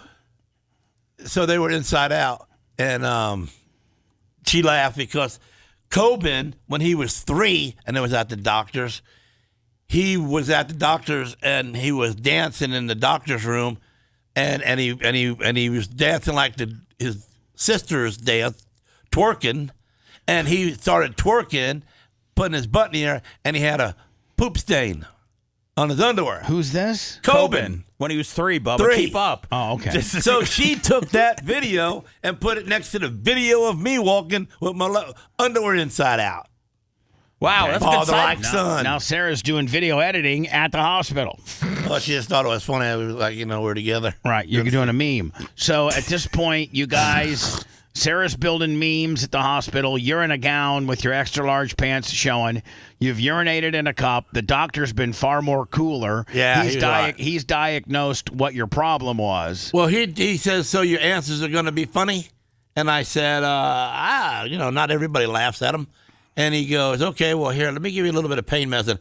And I says, okay. And he goes, and he looks over at the lady and says, something, morphine. I went like, damn.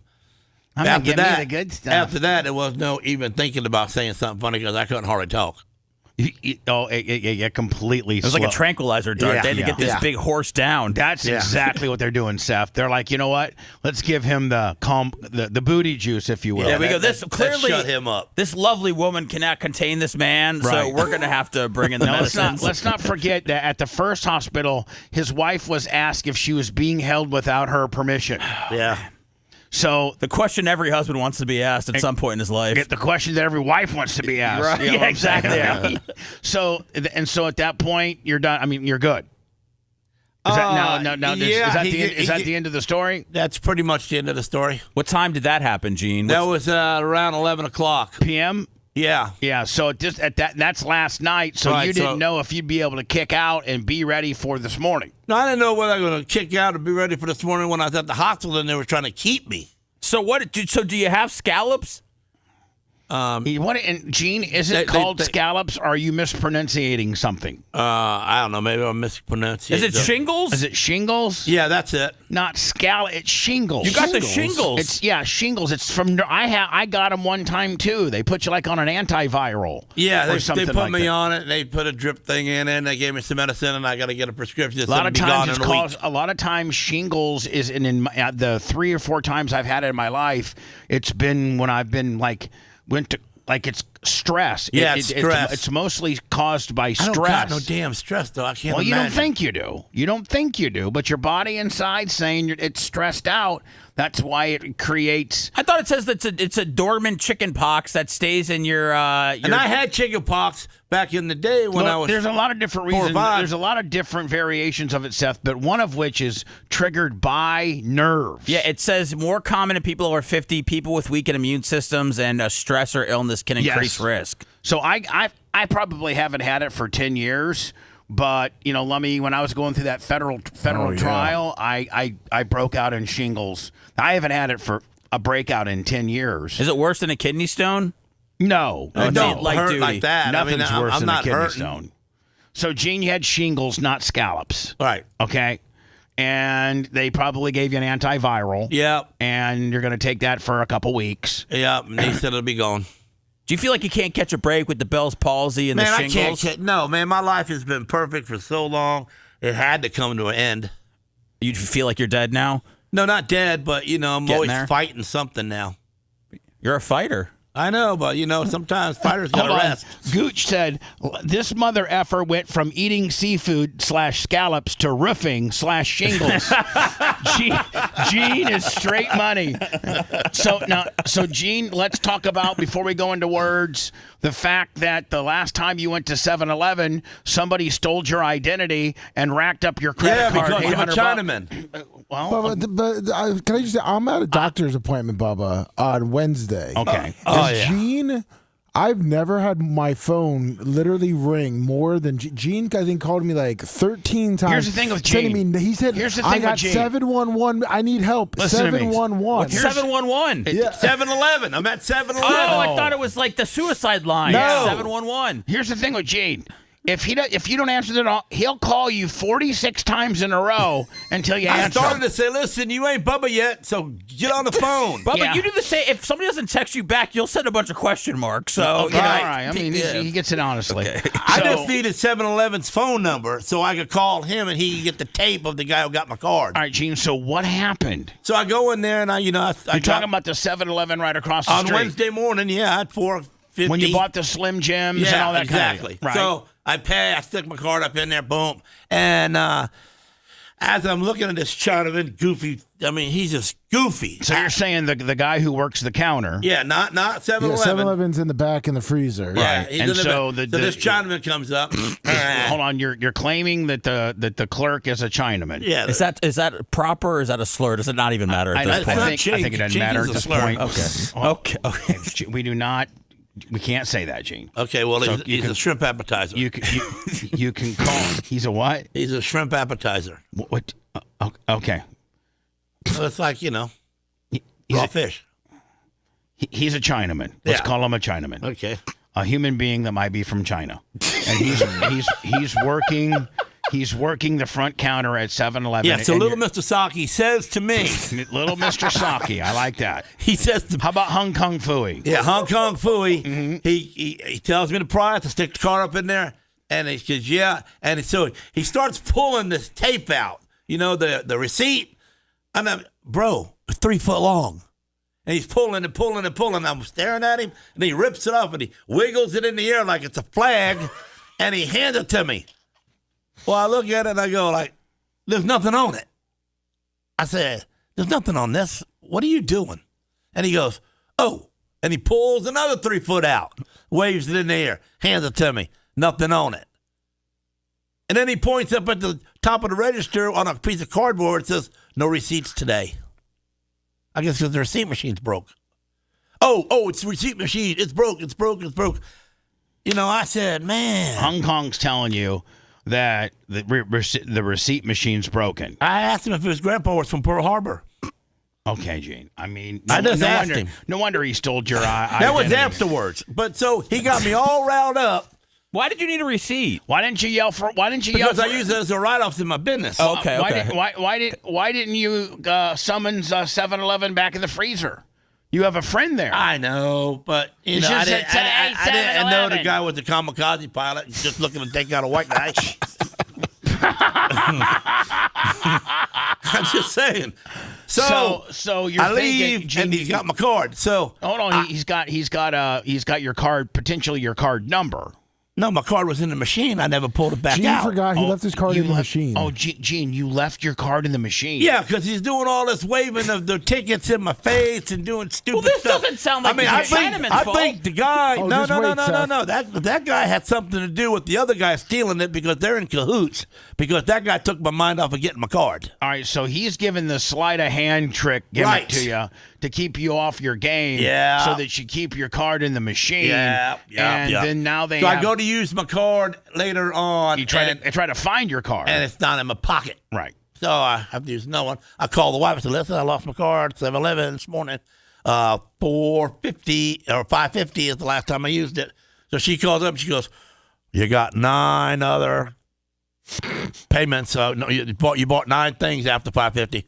I said, "No, I didn't." So she stopped the card, and there's $700 and something more on the card. What were they buying? They left there. They spent $160 at the 7-Eleven. So he pulled the card out, and then spent $160. He probably filled everybody's. He was buying gift cards. Oh, and then he went to Norwood's or Norway's. Nordstrom's. That's Nordstrom's. And then he went over to Walmart. Norway's. He went to Norway's, Seth, for those scoring at home. No, wait, do you think he went online to these places, or do you think he physically went there? Oh, he physically went, okay. Right, so I'm raising hell with the fraud department going, no, hold on. How did he using my debit card with not knowing my code? Oh, well, all you got to do is hit this down there, and it goes to transaction credit card. I never use it as a credit card, ever. Have you ever seen me do that? Nope. Well, then what makes you think I did it today? I'd love to have videotape of Gene talking to the credit card company. Oh man, I was hot. All right, so listen, they go to Norway's and what do they buy at Norway's? I don't know, a couple $100. And they were keeping it low so they don't get caught. So then they went to Walmart's. Yeah, and spent another couple $100. Spent $780 before the day was over. Then he came back after I shut the card off at 4. He came back at like 8 o'clock at night at 7-Eleven's and tried to use it again. Yeah, 7-Eleven said that they were trying to refill the gift cards. So, jeez, man, you would think that $700 would be enough to scam somebody. Let me ask you a question. I would think that this morning you would have been over there to see if I did. So I went over there. What's got to happen is my complaint to 7-Eleven gets the manager to call the cops, and then only the cops are allowed to look at that camera. I'm not. Yeah, but you're allowed to go over and have a word with the fella. Yeah, he's waiting for you after the show. Oh, is he? Yeah. 7-Eleven is? And the manager. Okay. Oh, yeah, so after the show, you need to go right over there. Yeah. Now, the Chinaman, does Hong Kong Fooey work there? Yeah. He's a new guy. Yeah, I mean, he's Do definitely. we know Hong Kong? I mean, do we really know? Do we really know what the fine Chinaman? Well, here's the deal. Because what if Gene just forgot his card and the guy swiped in? The Chinaman really just was befuddled because the receipts weren't working that day. But I mean, hold on. Somebody had to physically grab that card. Yeah, out of the machine. And one would think that it probably was Hong Kong. Maybe Hong Kong didn't go to Norway's and Walmart's and things like that, but he could have handed it off to his buddy to start going and charging all you can. He called up King Jong-un to go to Norway's? He called King Jong-un.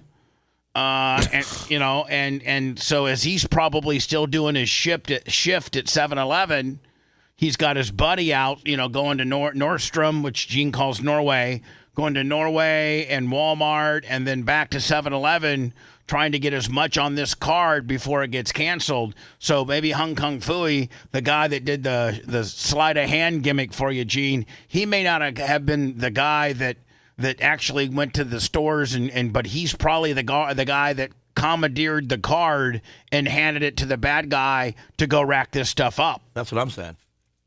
So, I mean, he's an accessory. I mean, it started with it. I'm assuming it started with him, meaning by pulling out your card of the machine, not putting it aside and said, "Hey, we're going to put this in the safe until this guy comes back for his card," but instead handing it off to a bad guy because right? Because bad things happened. Right. I mean, So today after the show, Lummy, you got Gene all set up. Lummy, yes. Are you? No, he texted. He was texting us. Read it. Gene has to make sure a cop is with him. So did Gene have to call the police? Yeah, Gene, you have to make sure a police officer is with you when you go to 7-Eleven. I go in there and knock half of them counters over. The cops will come. If you love that segment, then check out BubbaArmyHQ.com and do a deep dive on past shows. The Bubba the Love Sponge Show will be right back.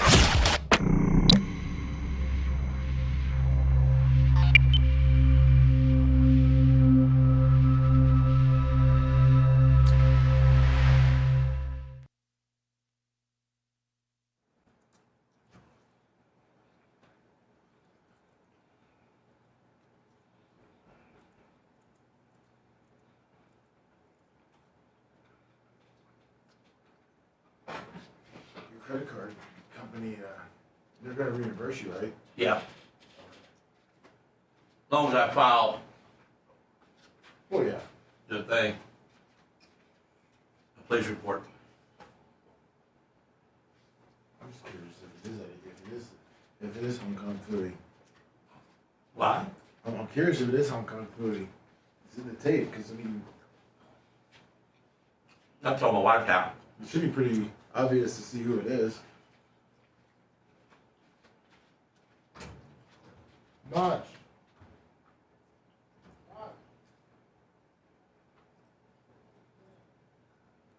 John Costica, 150.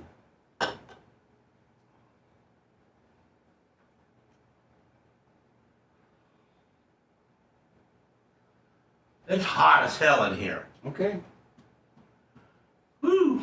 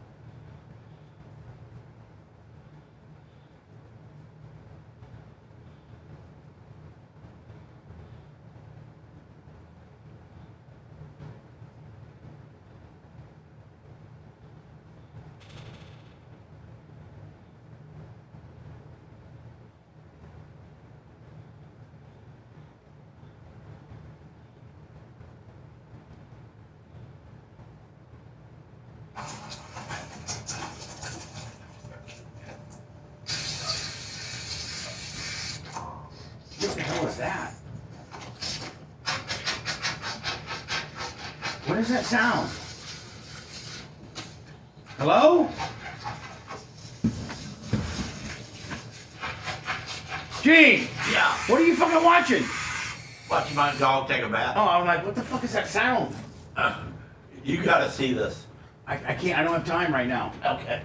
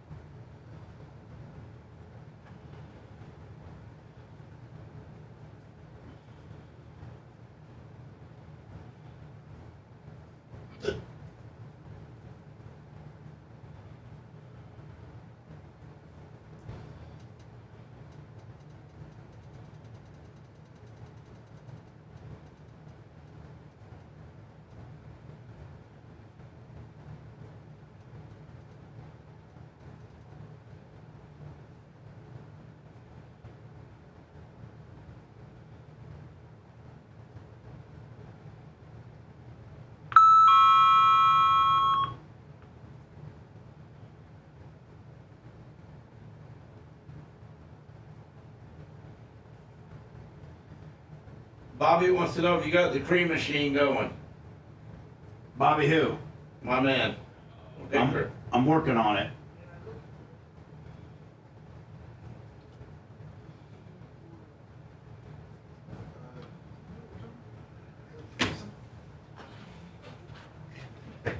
They just told me that, yeah, they went in, looks like you went through that, they got your number because the dues that they noticed that, and they were going to do reoccurring payments. Oh my God, man. And they looked, they started it like last month, so November.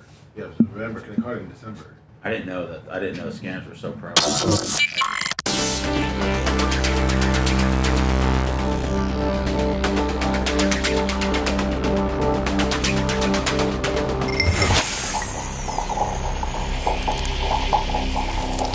Tired of paying sky-high cable TV bills? Sick of juggling endless streaming subscriptions? There's a better way. Go to getabox.com. With Get a Box, you get every channel, every game, every movie ever made. Watch local and national channels, live sports, all your favorite movies, and much, much more. This isn't another subscription. It's a one-time purchase. No contracts, no fees, no nonsense. For a limited time, use promo code BUBBA at checkout for $25 off any box. That's getabox.com, promo code BUBBA. The Bubba the Love Sponge Show, listener supported via PayPal, Venmo, and Cash App, all at the Bubba Army, now returns.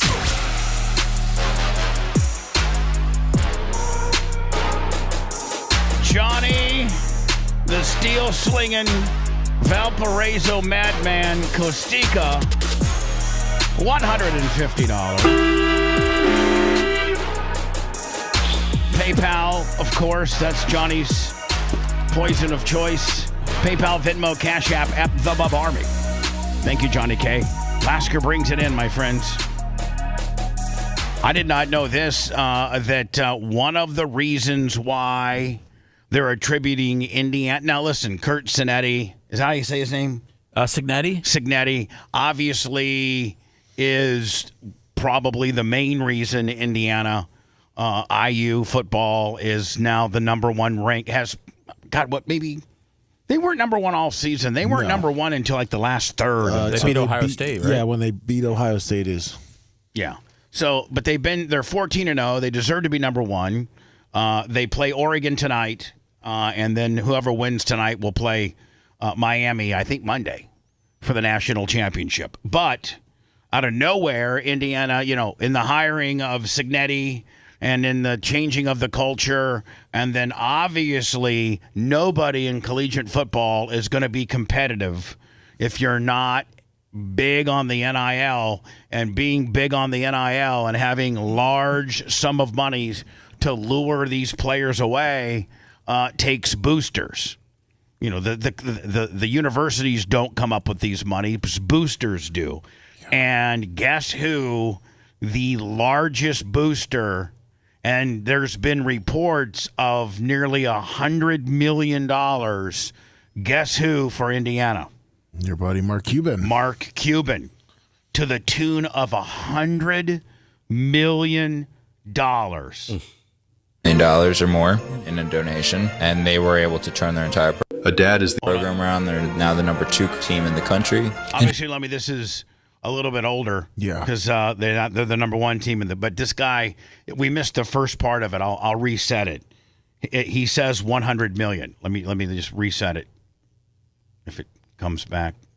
And of course, I miss it again. And dropped like $100 million or more in a donation, and they were able to turn their entire program around. They're now the number 2 team in the country. And how far is that $100 million going to go? It'll probably last a few years, but I mean, if your roster is like 20-30 million a year, I think Indiana built out a whole new facility as well, which is kind of cool. Now, John Cougar Mellencamp also had more to do with the building of the facility than he did the NIL. Cougar, because John Cougar lives about 8 miles from the stadium. I've been told that he sold his Seymour, Indiana property and doesn't even live there anymore. Oh. Indiana. Mark Cuban came in, dropped like $100 million or more in a donation, and they were able to turn their entire program around. They're now By the way, the specific amount hasn't been announced. He's donated $5 million in the past, $6 million in the past. So, I mean, to go to $100 million this year seems like a lot, but I mean, But you know where it's going to be is another school that's doing it, and you're going to see a lot of it is Texas Tech.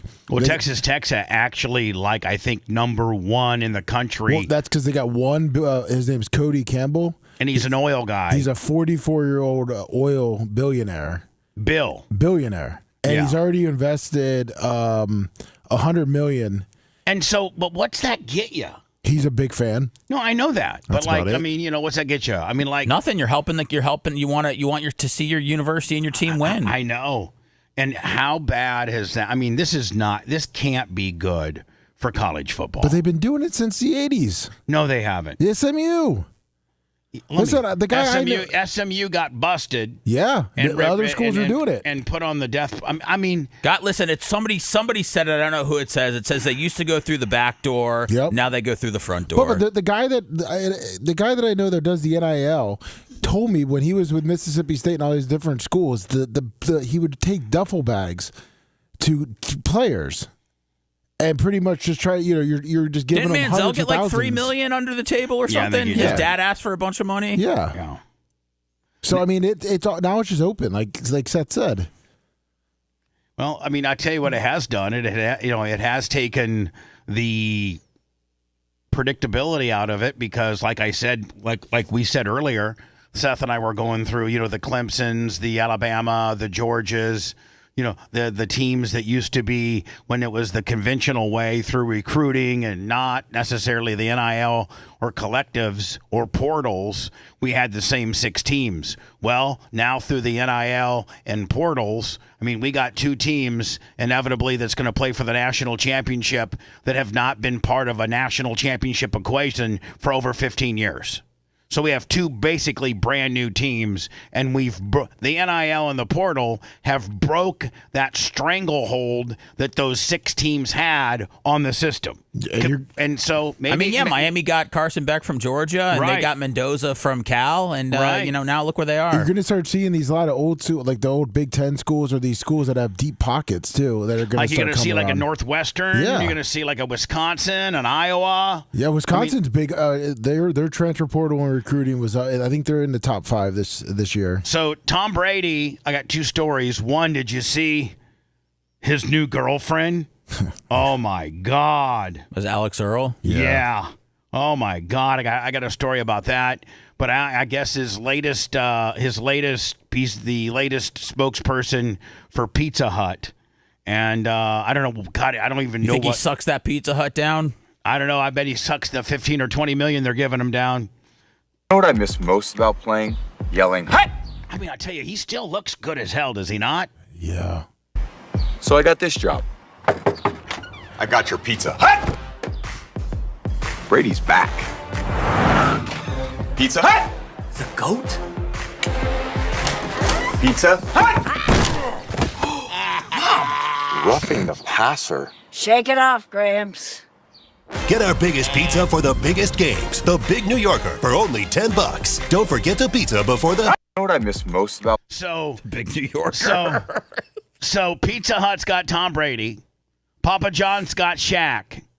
Right? It seems like everybody's got, a celebrity. I don't think Domino's. No, Domino's needs a celebrity. I'm getting me a Pizza Hut now. Do you know why Now I'm Domino's? gonna hut Coben. Do you know why Domino's doesn't need a spokesperson? Because pizza speaks for itself. You may or may not like Domino's pizza, I do. but tech wise, with regards to the app, Pizza Hut has the best as far as being able to order it from the app, and it shows you when it's in the oven, when it's ready. Like Pizza Hut, Tom Bean, who owns over 100 Pizza Huts, when they went to when the new CEO took over years ago. Tom Bean owns Pizza Huts? Over 100. Domino's. I'm sorry, Domino's. I'm sorry, Domino's. I go to it every Thursday. Tom Bean owns over 100 Domino's pizzas. Yes. Let me tell you something. There's going to be Domino's in the side of my sprint car next year. I'm going to tell you that right now. I'm going to go hit him up. So anyway, I guess the CEO told all the franchisees when they were in the early development of, this is about a decade ago, when they really became, listen, you have to have an app. You got to have an app. Everything's app-based. I mean, if you buy like a new pool sweeper, it's all based on or a pool vacuum, or you buy anything, it's all goes to your phone and it's ran from an app.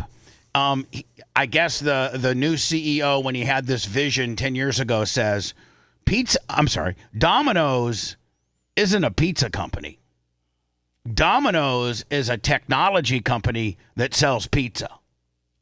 And we're going to be technologically way ahead of all of our competition to make it streamlined and easier for you to get a pizza with a touch of a few buttons on your phone and to your door or house, easier than any other pizza. And I think they've accomplished that. Alex, is her name Alex Earl? Is that her name? Yeah, it looks like it. Teases new friends and new beginnings in a cryptic post days after her handsy display with Tom Brady. Let's see it. This is her. Wow. As hot as his ex-wife. Boobs are ugly.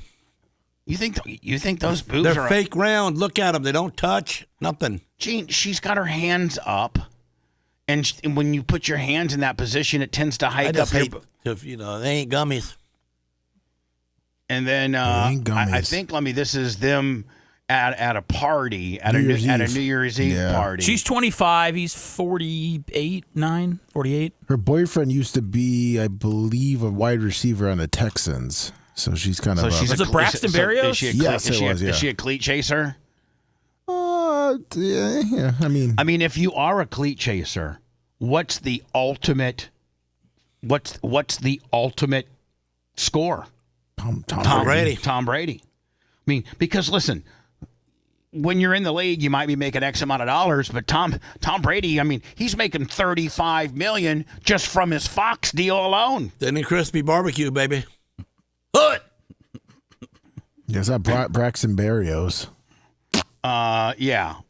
I was trying to play I guess they're at St. Bart's. Alex Earl gets handsy with Tom Brady at a New Year's Eve party in St. Bart's. Of course, it has to give me a pre-roll. The pre-roll's longer than the video is going to be. It really is. The video is going to be probably 8 seconds. Yeah, it's just her rubbing his back. Is that all it is? I mean, it's nice if you're, into rubbing back. Like it in 15 minutes, yeah. Probably get a copyright let me from the music or playing. Yeah. Newly single Alex Earl is handsy with Tom Brady. So did she just recently break up with this wide receiver from? Yeah, a couple months ago. Long distance. College guy? No, he was in the pros. He was in the pros. Well, did he ever play against Tom Brady? Yes, he did. So Tom did this on purpose? No, Tom didn't do this on purpose. He just sees a hot blonde that wants to kick it out wide. That's all he cares about. There's no player, Gene, in the NFL that can there's no player probably in the history of the NFL that can be on Tom Brady's level. Right, that's what I'm saying. That's why he did the guys dirty. No, he didn't do the guy dirty. I'm taking the girl. I don't think he took the girl. I think they were already broke. They were already broke up. Yeah, they broke up before. They broke up. Yeah. And she's like, you know what? If I want to take it to the next level, yeah, I can date the wide receiver from the Panthers. Where's he from? Texans, Dolphins, Jets. He's a journeyman. He's not even a star in the league, Lasker. Like he's not even one of the better wide receiver. He's a journeyman at best. What I mean, the arguably they call him the GOAT, the greatest of all time. Right. So if you're a cleat chaser, why are you gonna settle for a guy that has played 2 years here, 3 years there, 1 year here? He's not a household name, or the ultimate prize. The ultimate, score, if you're a cleat chaser, is the greatest of all time, Tom Brady. And I mean, Tom still looks young. It isn't like it's that big of a. She's how old and he's how old? He's 45 and she's 48 and she's 25. That for a pimp like Tom Brady. There's a new one too. Cooper DeJean on the Eagles, who's 22, is dating Nikki Bella, who's 42. Really? They're just probably using up from each the Bella twins. Yeah. Yeah. Oh yeah. Formerly John Cena, Gene's buddy. So did you hear about this thing they're calling it Penis Gate? Yeah. Olympic sport rocked by Penis Gate as athletes inject members to gain advantage. I mean, they don't. And they're talking about pole vaulting. And they're saying that their penises are getting hung up on as they're going over the bar, that the one thing that could potentially knock the bar off the stanchions would be your penis. And so why would they want to inject it to make it bigger? Why wouldn't you want to tuck it to the side of your leg or something like that? Well, I thought, what I heard about it, and maybe they are using it for that, but it was for the Winter Olympics and the ski jumping. Just weeks before the Winter Olympics, and okay, you're right. Just weeks before the Winter Olympics in Italy, ski jumping has been rocked by Penisgate, with athletes allegedly thinking bigger means better by injecting their penises, according to a German. So it's throw weight. It's throw weight, and then also because how they measure your distance, they do a 3D scan, like when you're getting toward the finish line. Ahead of you. So and they start from the your legs up, and it goes up. So if your bulge is that much bigger, inch and a half out. Yeah. So you're saying you could drop a 2/10. The report claims the 3D scanner measurements for the crotch area of their jumpsuits are taken from the lowest point of the athlete's member, meaning any extra growth could translate to a competitive advantage even before they take off. So is this like a guy? So if they had something to do with their penis, that could give them extra distance. Yes, 2/10. As a result, when taking off, the surface area of the athlete is much larger, which increases the possibility of a better jump. And all this information that has been reportedly led to some athletes to inject some type of acid into a silicone condom. What? It says they inject some type of acid into a silicone condom-like device worn in their trousers. However, this one guy, a Norwegian ski jumper, was furious at the accusation and was approached by somebody. And so I think they might have a story about it right here. I think. Let me see here. In pole vaulting, athletes, viral clips, and rumors of injecting members to edge out the competition. Quick facts on the Olympic moment. At the Paris Games, a 21-year-old French pole vaulter made headlines, not for a medal, but because his private parts clipped the crossbar and knocked it. I saw this video and I automatically assumed, but it's not the same. No. But I would like to see this. I mean, does his wiener really hit the bar? I think so. Down. Yeah. The clip blew up online and the athlete became a meme overnight. This isn't brand new. A similar viral moment happened in 2016, and athletes have long faced mockery over weird mishaps. Even wilder, tabloids reported offers and rumors, and some outlets have floated claims that competitors might be injecting their members to try to gain an edge. Okay, so maybe they're gonna potentially cover what we're talking about. Yeah. Controversial, banned in sport, and medically risky. Bottom line, Listen, if you want to make, and I'm going to have to be clinical about this, but don't inject your penis.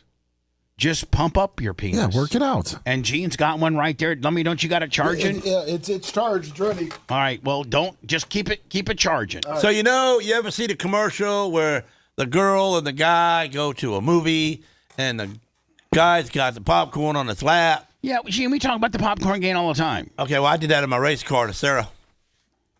I zip my suit down, and she reaches in there and pops the belts loose, and I had it out. She grabbed popcorn game? just to get a little same rub. thing as just popcorn to, game. just to get a Just little to rub. make her smile, man. I love her. What I mean, I know you love your wife, but like while she's helping you unbuckle, She reached down to unbuckle it, and she grabbed onto it, and she looked at me like, "Really?" And Gene, I It's swear crazy to God, you got something worth grabbing onto. I wish swear I to God, did. Gene literally is in 7th grade. I mean, he rolls. Why? You.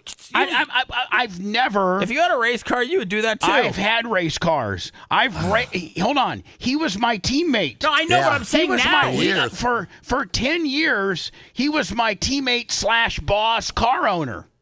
And I had girls that came around the track that I was dating, and never did I have them unbuckle me so they could grab my wiener. I was just worried about my partner. Well, she unbuckles me because I'm fat now. I wasn't fat back in them days, and it's hard for me to get loose.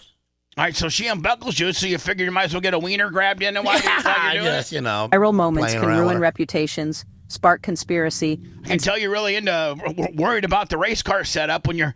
Let me tell you something. I could care less what type of bars Jimmy Dials I put don't in care, here. man. But if my wife could grab my wiener when I'm getting out of here after I finish, she can laugh about it. That's great. Gene used to worry about finishing first.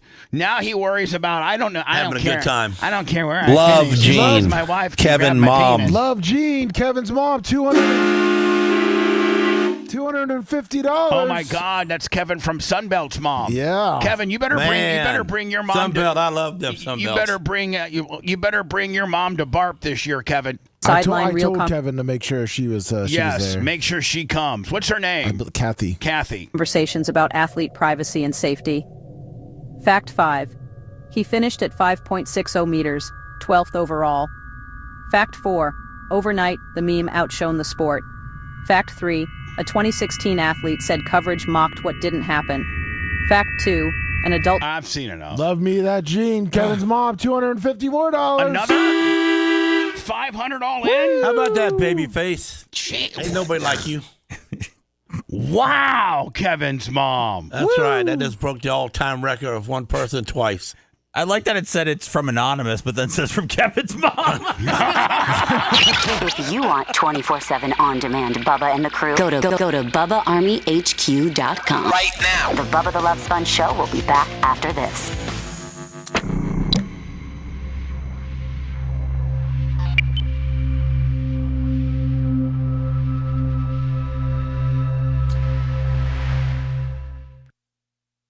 Here, take the truck out of here, fix it, bring it back. If you give him some love on air. Okay, let me get. I'll talk to you Monday about it. Huh? I'll talk to. I'll know more Monday. Okay. That's your user manual, all right? That's my user manual. Gotta have that. Yeah. These are all the attachments, so I'm just gonna leave this here so we can say on the Those are bottom. all the adapters from the end. Well, this is also, Yeah. when you're ready to go. Oh, okay. This is your attachment. Right. This goes on the bottom. I'll tell you. Oh yeah, this goes on the bottom of it. This is what you're gonna be putting on the bottom. Wow. So yeah, nothing else can get in there. Cool. Oh yeah, well, it's probably for you because you're. Huh? This is the second one because you're probably a little bit, more manly. So. Well, when do you use it? When you're way down low, or You already chubbed up. Bubba explain. All right. Mr. Professional, Bubba. Yeah, I'll let Bubba explain. You put your right ball in, you put your right No, ball Seth, out, Seth. you put your left ball in, and then you shake it all Seth, about. look, you there's stick both- your there's little three- rocket balls no, in the there can't- rocket ship. There's 3 That's attachments. what it's all Look, about. see, if you for safety, you can't. That get, looks like the top of my fucking Awala. Okay, and Okay. hit next. Okay, that's a little thin. That's for. Oh wow! Oh fuck, dude! Holy hell! That's So I mean, listen, there's nothing getting in there. Yeah, no, that's like Can't escape that. like bigger than a window frame. Where's your box? Where's your box? I guess your box you so we put this back in. Yeah. Make sure. Hey, so can I ask you a question, Sponge? Yeah, I'm running. I'm going a million mile an hour, but what? Okay, never mind. No, go I ahead. want you full. No, go.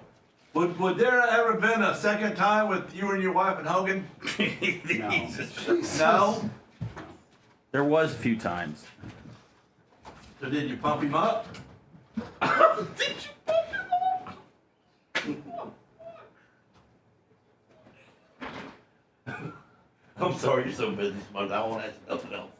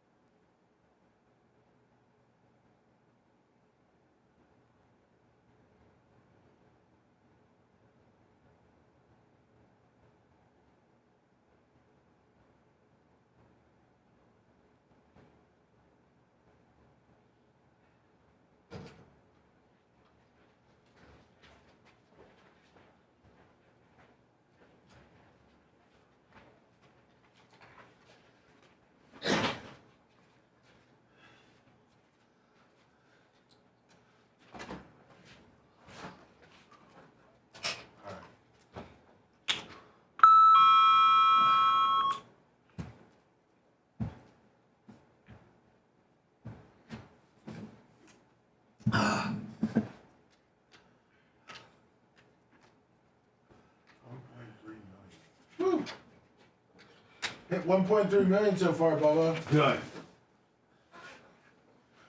400,000. We had so 400,000 in 2 hours on that one clip. Which clip? Minnesota Short on Facebook. Okay. From yesterday. Oh yeah, I saw something at like 2,000 comments. Yeah, it was at 900. This at 6. And now it's at 1.3.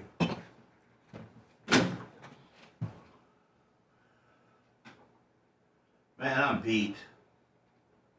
Let's go get you a hydration shot.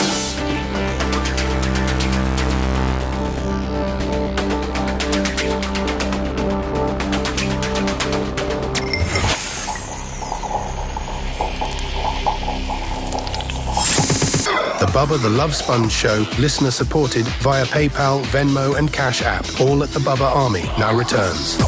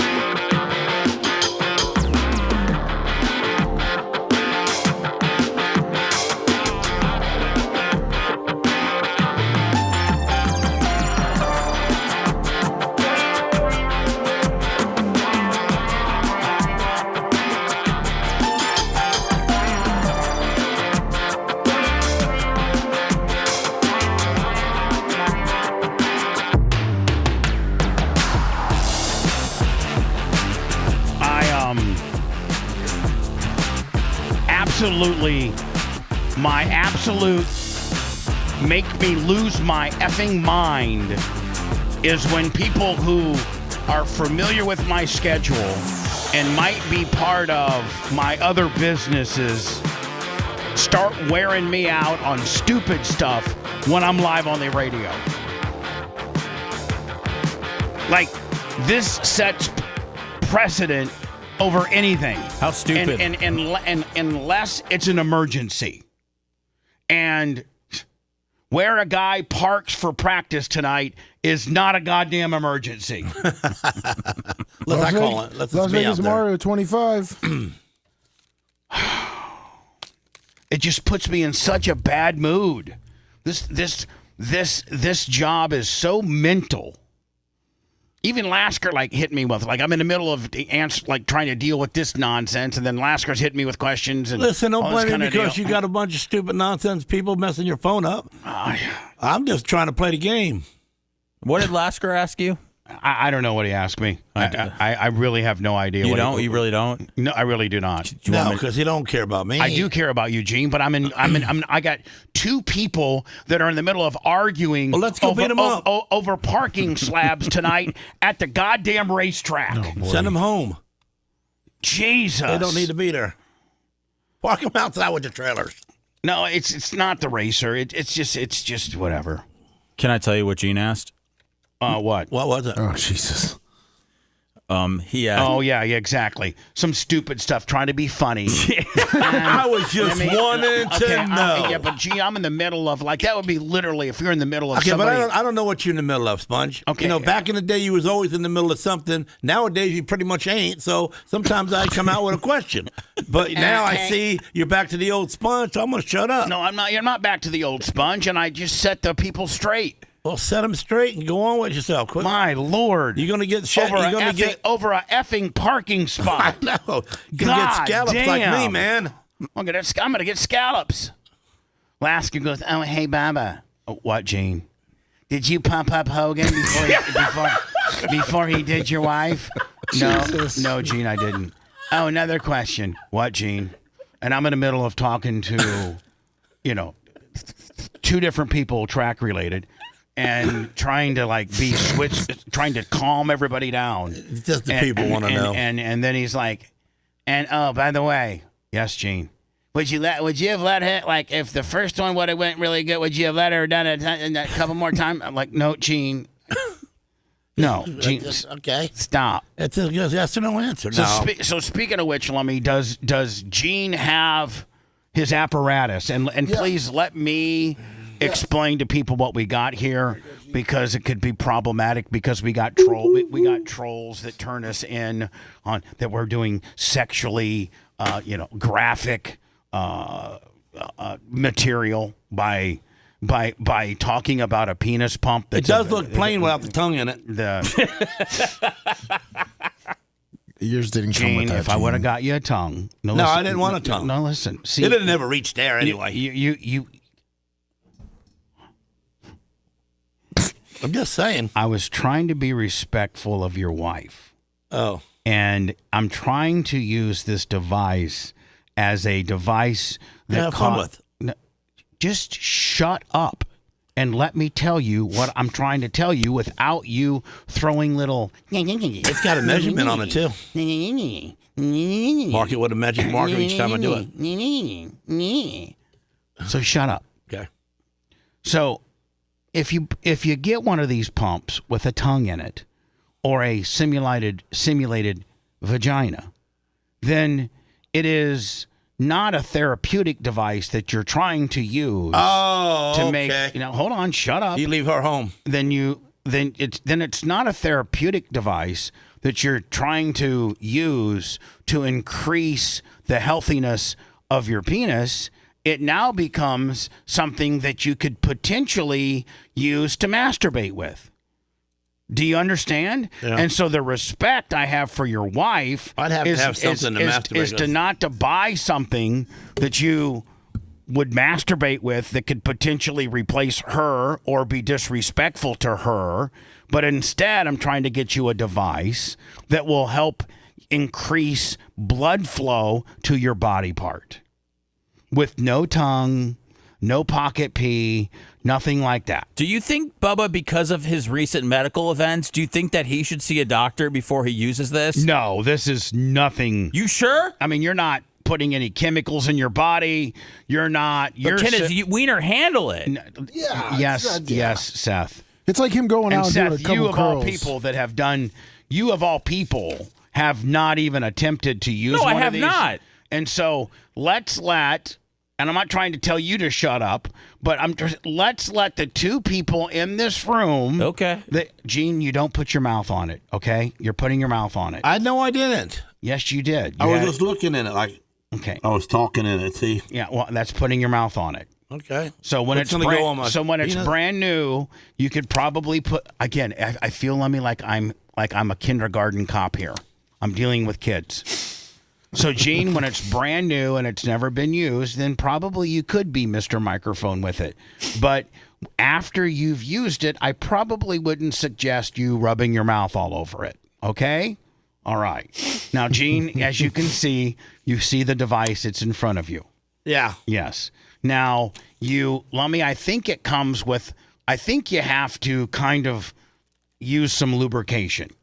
Yes, it comes with some lubrication. Yes. So you use a little bit of lubrication because you don't want to go in dry. His has 3 sealing rings also. Yeah. Large, Are the medium, red and small. ones sealing rings? No, those are not, Gene. I was going to say, man.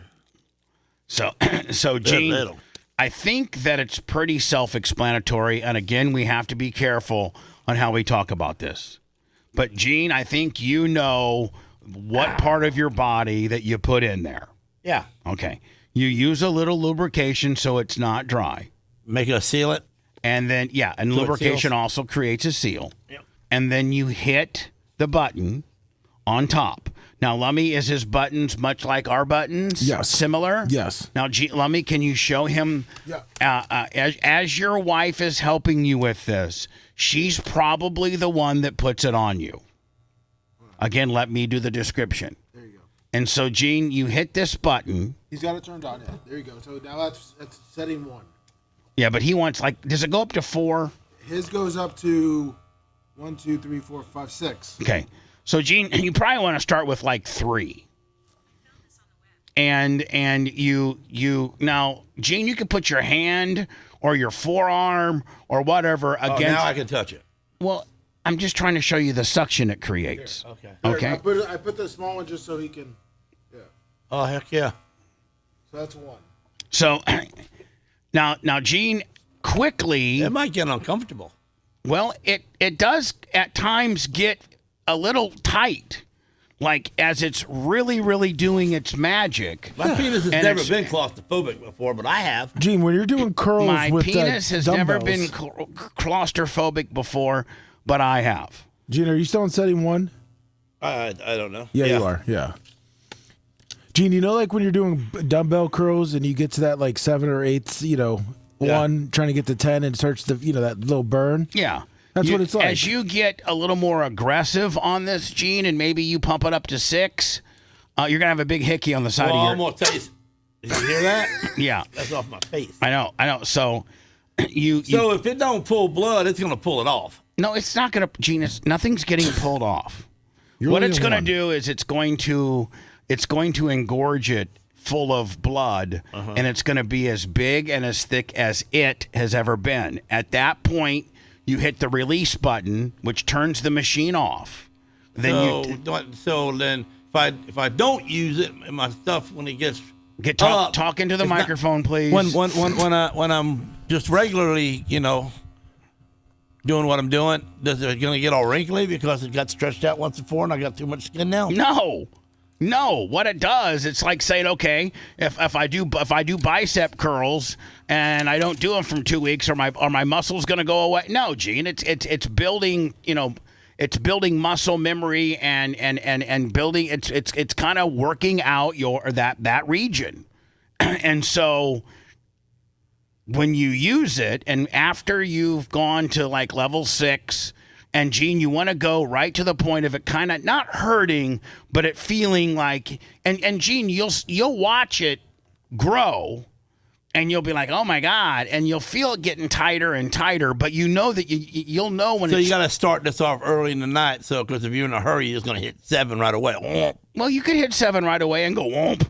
But Lummy will tell you, and I will tell you, that you want to, once you get it to where you think you need to have it, okay, when it's as big and as engorged as you've ever seen it, then you take one of these tie wraps that they got, one of these C-rings, and you put it at the very base of said unit. Okay. Then you take this, you take, well, first of all, you take this thing. Don't let nothing escape. You take this off, then you have Sarah slide one of those things on, okay?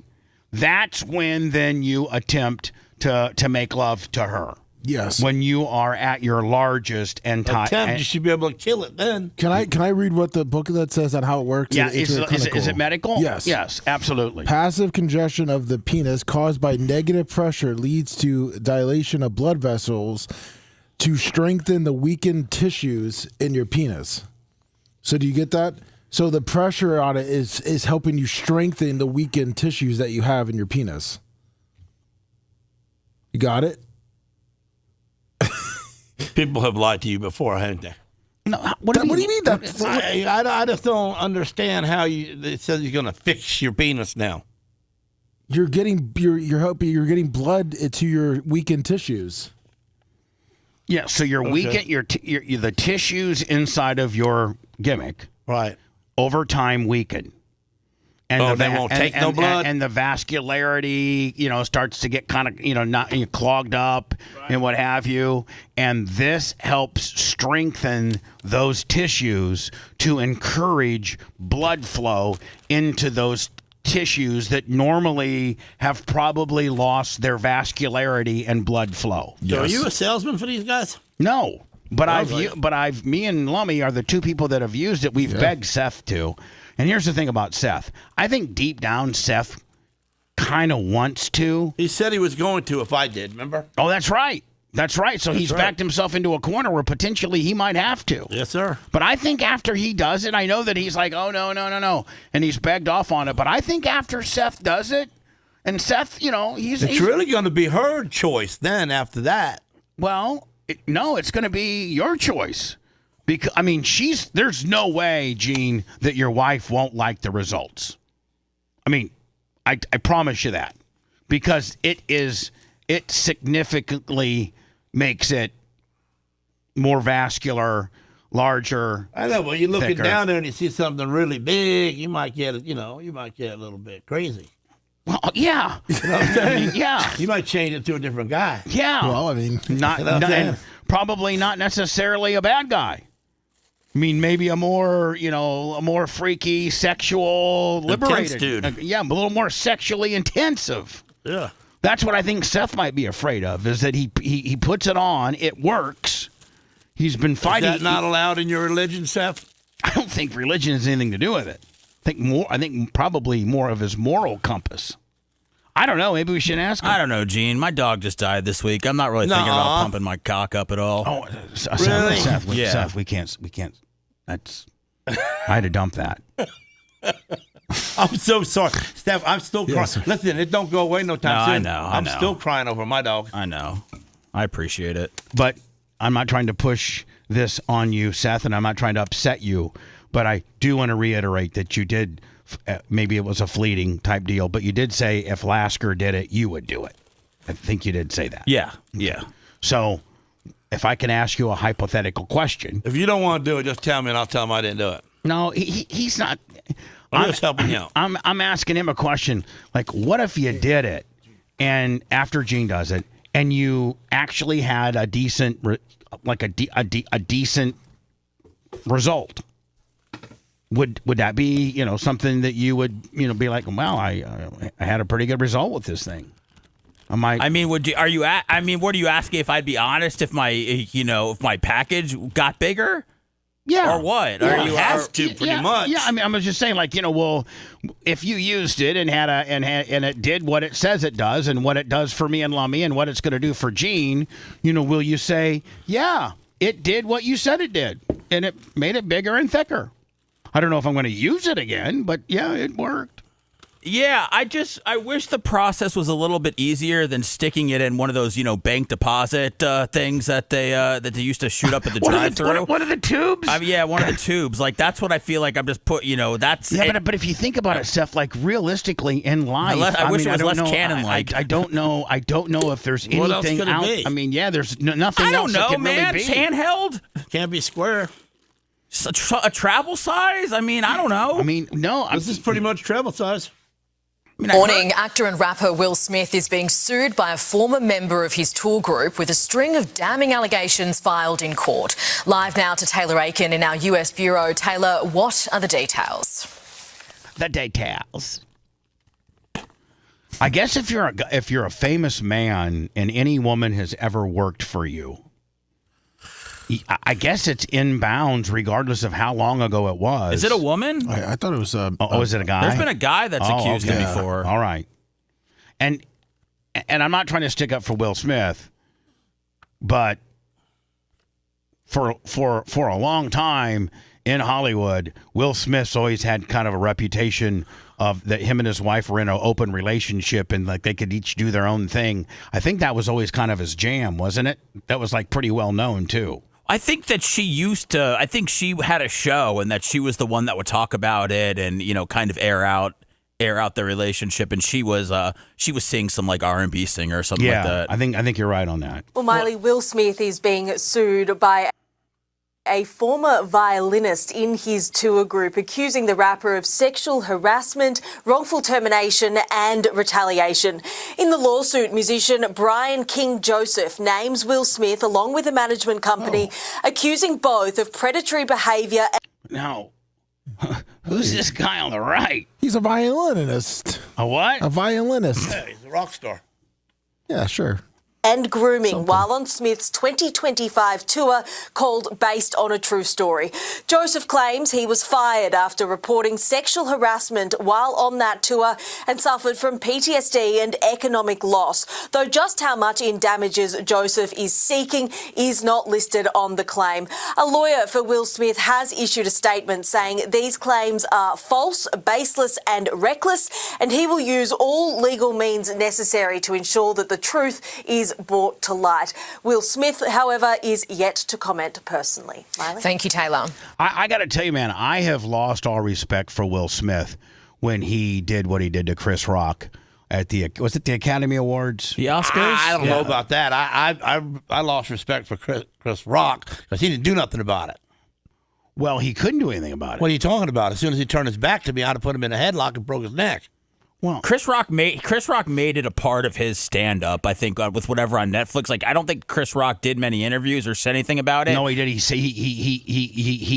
saved it, Seth. But he saved it and made it, and like you said. But he's not forgiven Will Smith at all. And it was absolutely an innocent joke. It was not that bad or disrespectful. It was funny. You make fun of Jada's being bald or something like that, right? Yeah, G.I. Jane too. Okay, yeah, G.I. Jane. She was a hoe. She was a hoe. Yeah. Oh, she did hook up with Tupac. I mean, she is. Right. I mean, she is kind of loose. They have an open relationship. She's loose and bald, right? She's loose and bald. That's a hoe. I mean, if you're loose and bald, and the guy that's doing the comedian that's doing the monologue for the Golden Globes, Academy Awards, whatever the hell it is. Maybe we don't know, but he did her too. And he does he does a joke about your wife, and it's not like she's bald and a hoe. He just said starring in the new G.I. Joe 2 movie. I mean, Pika Smith or whatever. I don't know what the actual verbiage was. Maybe let me confine G.I. Jane.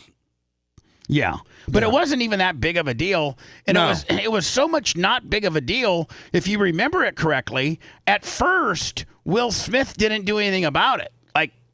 And she looked at him, right? She gave him a dirty look, 5 seconds, you gotta stand up. 5 seconds, 6 seconds, 7 seconds had gone by where she had mentioned something to Will, like, "Are you going to allow him to say that?" But she said the N-word too. I read her lips. You ain't gonna stand up for me? And the N-word. You read that? Oh, Yeah. Gene, That's what she said to him. I don't think they ever showed I it don't like think that. they showed that, Gene. That's your imagination. Gene was watching a different broadcast feed of it. He was watching the BET version of it. He was like watching the Klan commentary. That's what got him all excited to get up there. So then he then kind of awkwardly and like not even timely went up there and bitch slapped Chris Rock. And I got to give it to Chris Rock. If you're going to get a payday and you're going to be able to use it for material down the road like Seth did, which he did, he hung on to, like, he didn't do any interviews. Everybody, Good Morning America, Joe Rogan, everybody wanted to talk to him about that event. I sent it to you. And he hung on to it and hung on to it. And then I think you're right, Seth. He made it part of his... You hit a Netflix or HBO or something that came out a year or two ago. And that was the first time that he really addressed it. Oh, yeah. He'd hung on to it so long.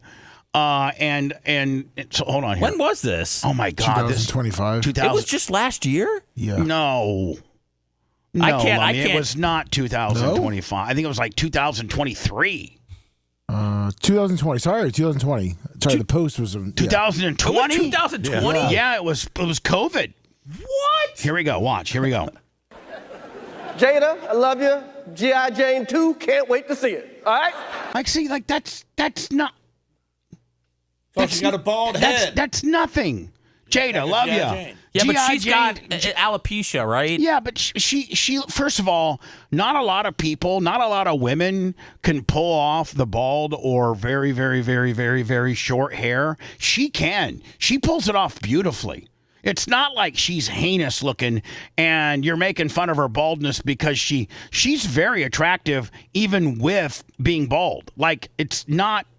You don't look at her and say, "Oh my God, she's gross." Well, she's beautiful. So, like, I mean, this is a funny joke. Jada, I love you. G.I. Jane 2, can't wait to see it. All right? Now, boom. He's now, laughing. now, I'm at second 6. I'm at 6 seconds in, Lummy, right? Yep. And if you look at Will Smith's initial reaction, he's popped. He popped on the deal. The only one that really looks mad is this white lady above Jada's head. She looks like something. This one right sus. here. Yeah. She didn't like it. So even Jada kind of smirked a little bit. Yeah. So let's watch, Lummy, how long it takes for Will Smith to get up there. All right, we're at 9 seconds. So now we're at 3. That was a nice one. Okay. Now we're at 14. I'm out here. Richard. Now. Oh, man, this is. We're at 18. Oh, wow. Will Smith just smacked the shit out of me. Oh, hold on here. And here's the deal, Seth. Man. You know, being in entertainment, and not that you and I have ever been on that large of a stage or ever will be, but like to be able to retain your composure. This is much. And be able to go and keep the show rolling, and that not completely like that would have given. I know you get more anxiety than I do, but that would have. I absolutely probably would have walked off. I would have not known how to handle myself. Well, seeing this years later, this seems a lot more harsh than I remember. Yes. It's just like, okay, Chris Rock got slapped, but no, it was a wind-up slap, and where do you go from there? Yeah, and so from this point forward, I mean, Chris Rock has a couple different avenues he can go here. Keep the show going, laugh it off. I'd get back to the teleprompter if there was one. I mean, be ready for the F words. Is it coming? Yeah, Will Smith starts yelling at him. Keep my name out your. Wow, dude. Yes. It was a G.I. Jane joke. Keep my. I'm going to, okay? See. Wow, I forgot about that part. Yeah. Let me play it again, and I know where the Fs are now. So, again, let's not forget that at 6 seconds is where the joke is delivered, right? Right here. Boom. And, I mean, it's like a good 15 seconds. Will Smith just smacked. Keep my wife's name out your Wow, dude. Yes. It was a G.I. Jane jump. Keep my wife's name out your mouth. I'm going to, okay? Well, he mad. See, I gotta really give Chris Rock all the flowers in the world for being able to keep your composure under those circumstances. Again, I'd have Seth, had to mention the rock star that was doing her too. So Seth, like, you forgot how like this was really abrasive. Like this was a big deal. Maybe during COVID times everything was crazy, so this just was part of it. But now, even what for was the guy's name that was doing her? Oh, I think the R&B. I don't. He was not. Wasn't like D'Angelo or anything. But there's been a lot. There's not just been one. I think she's hooked up with a lot of guys. Right. Well, see, I'd have said that. I said, "What are you talking about? D'Angelo's had her in his mouth."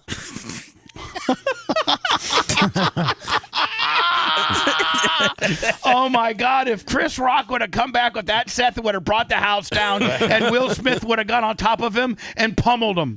We got to get Lasker to be a writer. Yeah. Here we go. Oh, okay. All right. So I mean, like, for Chris Rock to be able to be composed. Okay. He was a little bit uncomposed. Oh for yeah, a minute he's or a two. little punch drunk at this point. Yeah, and he's looking over. Looks maybe to the executive producer of the program, which is probably side stage. Kind of like, what do we do? Like, do we go to words? Yeah, like that was a greatest night in the history of television. Okay. Wow. And Will Smith, did he suffer anything from? Didn't they ban him from the Academy? Is he banned for 10 years? Yeah, or is it? he ain't allowed back. Has he made a movie since? Yeah, but they haven't been like anything great. And then he made a new album too that completely flopped. Yeah, good. I don't want anything good for Will Smith. He's banned for 10 years. Yeah. Because that joke was funny.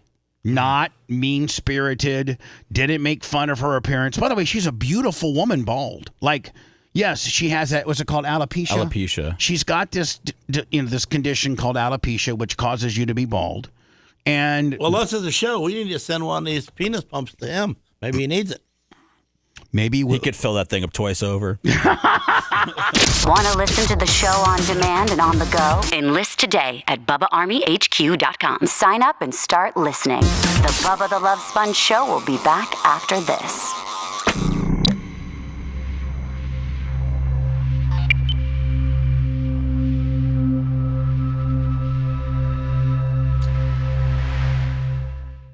I'm getting one. My brand new dog from North Hey, Carolina. hold on, Lummy. Yes, sir. Gene, listen to me. Pay attention. Okay.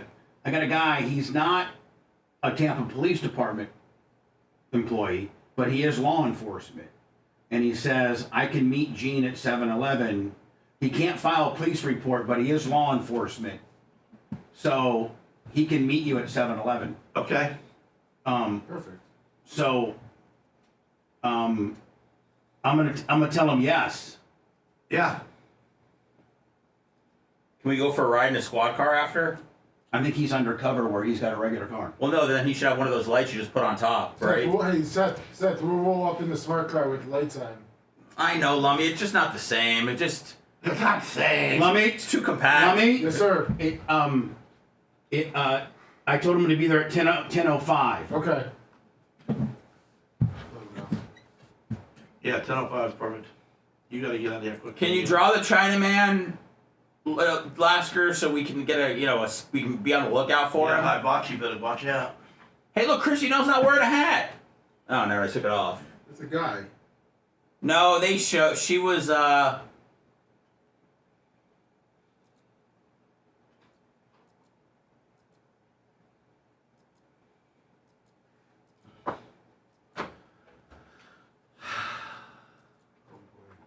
Man, all the old school girls are popping up. Jenny McCarthy, Carmen Electra. Oh, don't forget, what's her name? Lizzie McGuire.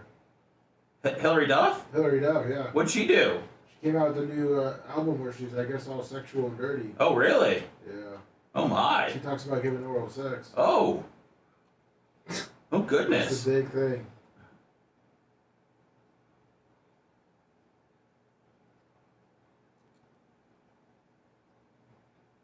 I wonder if Abella Danger is going to bang the whole Miami team if they win. What'd you say? Now the dude that's the coach that's dealing with the 25-year-old girl too. Bill Belichick? Belichick. Yeah. That was Brady's coach, right? Yeah. For all the wins. Yes. So, I mean, his memento, he has to hang like him, right? He means in 12, 59 months. Yeah. Yeah. What if they do some swap action? My coach. Well, remember the owner of the Patriots. Let me in, coach. Remember the owner of the Patriots was also involved in a Jack Shack thing down in West Palm. Oh, wow. Yeah. See? You like to get a little bit of happy endings. There's a little bit of Bubba the Love Sponge, Hulk Hogan, and everybody. Oh.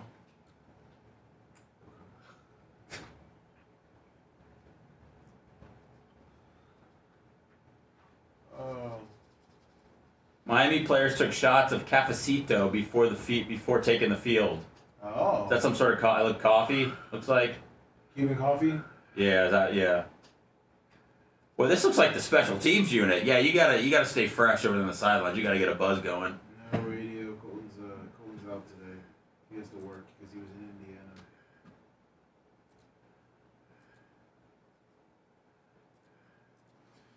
Everything inside.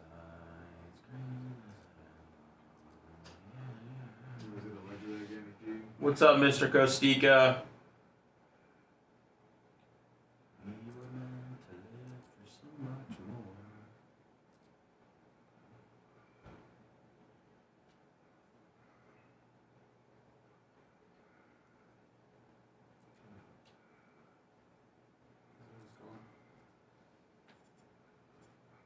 Okay, he'll be there at 10:05, Gene. Okay.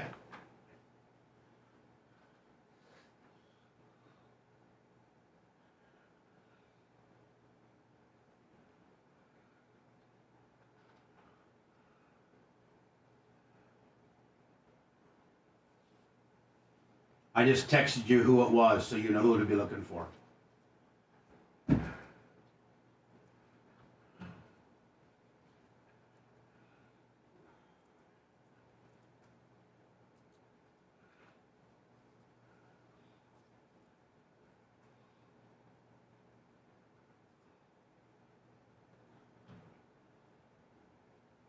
Ziggy Dirty.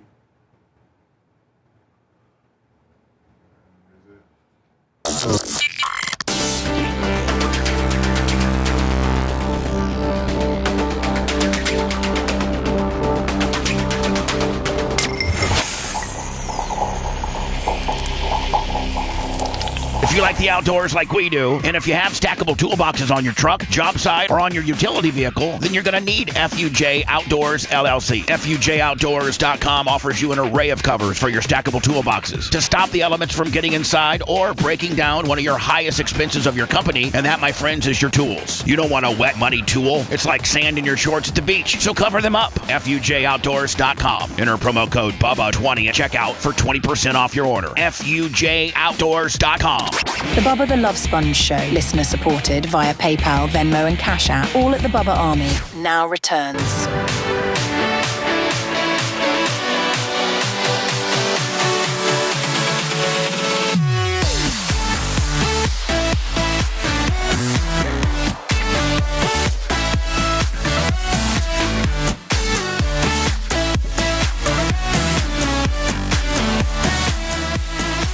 So many great people. How about Kevin from Sunbelt's mom going, how much, Lummy? 500 tonight. John Kostika today, I should say. I think he's a 250 guy. Teeth 250 gal. PayPal, Venmo, Cash App at the Bubba Army. Let's end the week strong. Lasker is killing it today. He really is. It's too bad, Lasker, you couldn't be like part of the show full time. You would not allow that. Who are you kidding? I would. Now you're lying. No, I would. I would, as long as you and I could have some understanding that when I tell you to back it down, you need to back it down. I know, but sometimes I wait a cog before I back down, and you don't like that. Gene, I think I've gotten better at handling you. I really do. And I think you've gotten better at maybe kind of, throttling down a little quicker. Yeah, I hate aggravating you. Yeah. So I think we're at a whole different point. I think we're funnier and have a better interaction than we ever have. Your white trash, somewhat racist view of life is funny. I ain't racist. Okay, I know. I was reading a shirt the other day. I like Chinese and what? And blacks and Puerto Ricans spend money too. Tom 82. Remember $20. that shirt somebody made for me? I like blacks, Chinese, and Puerto Ricans. They spend money too. Yeah. Where's that shirt? I don't quite remember that shirt, Seth. Do you? No, but we should slap a Bubba Army logo on it and sell Bubba it. Army person sent it into him. Yeah, because I must have said that out loud, and then they wrote it on a shirt and sent it to me. Fantastic. Yeah, it was one of Gene's sayings when he first came back. Yeah. So anyway, I do not agree with this next thing I'm going to talk about at all. At all.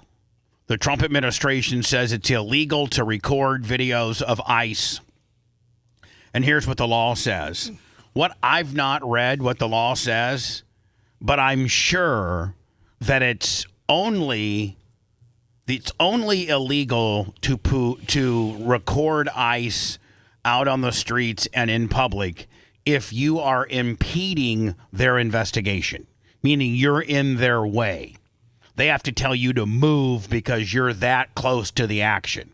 But if you're on the sidewalk, let's say we're in our parking lot where the basketball goal is, and they're across the street at the HVAC place, and where, there's a public street and then our personal parking lot in between them, I think we can record all goddamn day. Yeah. And so it says no. They're saying no. And I'm saying shove it up your ass. We absolutely have the right under the, are the Republicans is Trump literally trying to take away the First Amendment? You see different instances of it.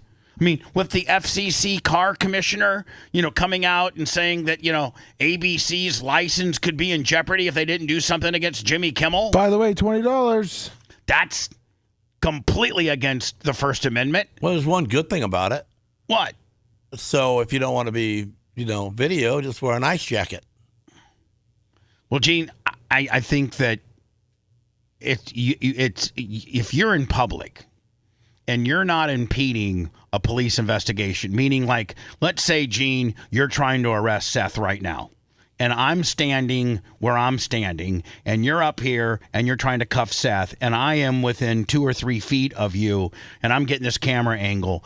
You can tell me to step back because I could potentially get in your way if it gets physical, and I need to step back. But just to say it's, across the board, regardless if you're not impeding their investigation, it's illegal to tape ICE when they're in public is absolutely against everything that I stand for and that we as a society should stand for. So I'm reading more. What they said is that while they're doing their job and is that they're promoting violence, the people that are taping, they're trying to dox them and then telling people to go find these people and commit violence to them. No, hold on. Throw rocks, bottles, if you were, and things hold on. at them. If you videotape ICE doing their job and then you post it and tell them to seek these people out to hurt them, well then that's a threat and that's doxing somebody. That's what she said. That's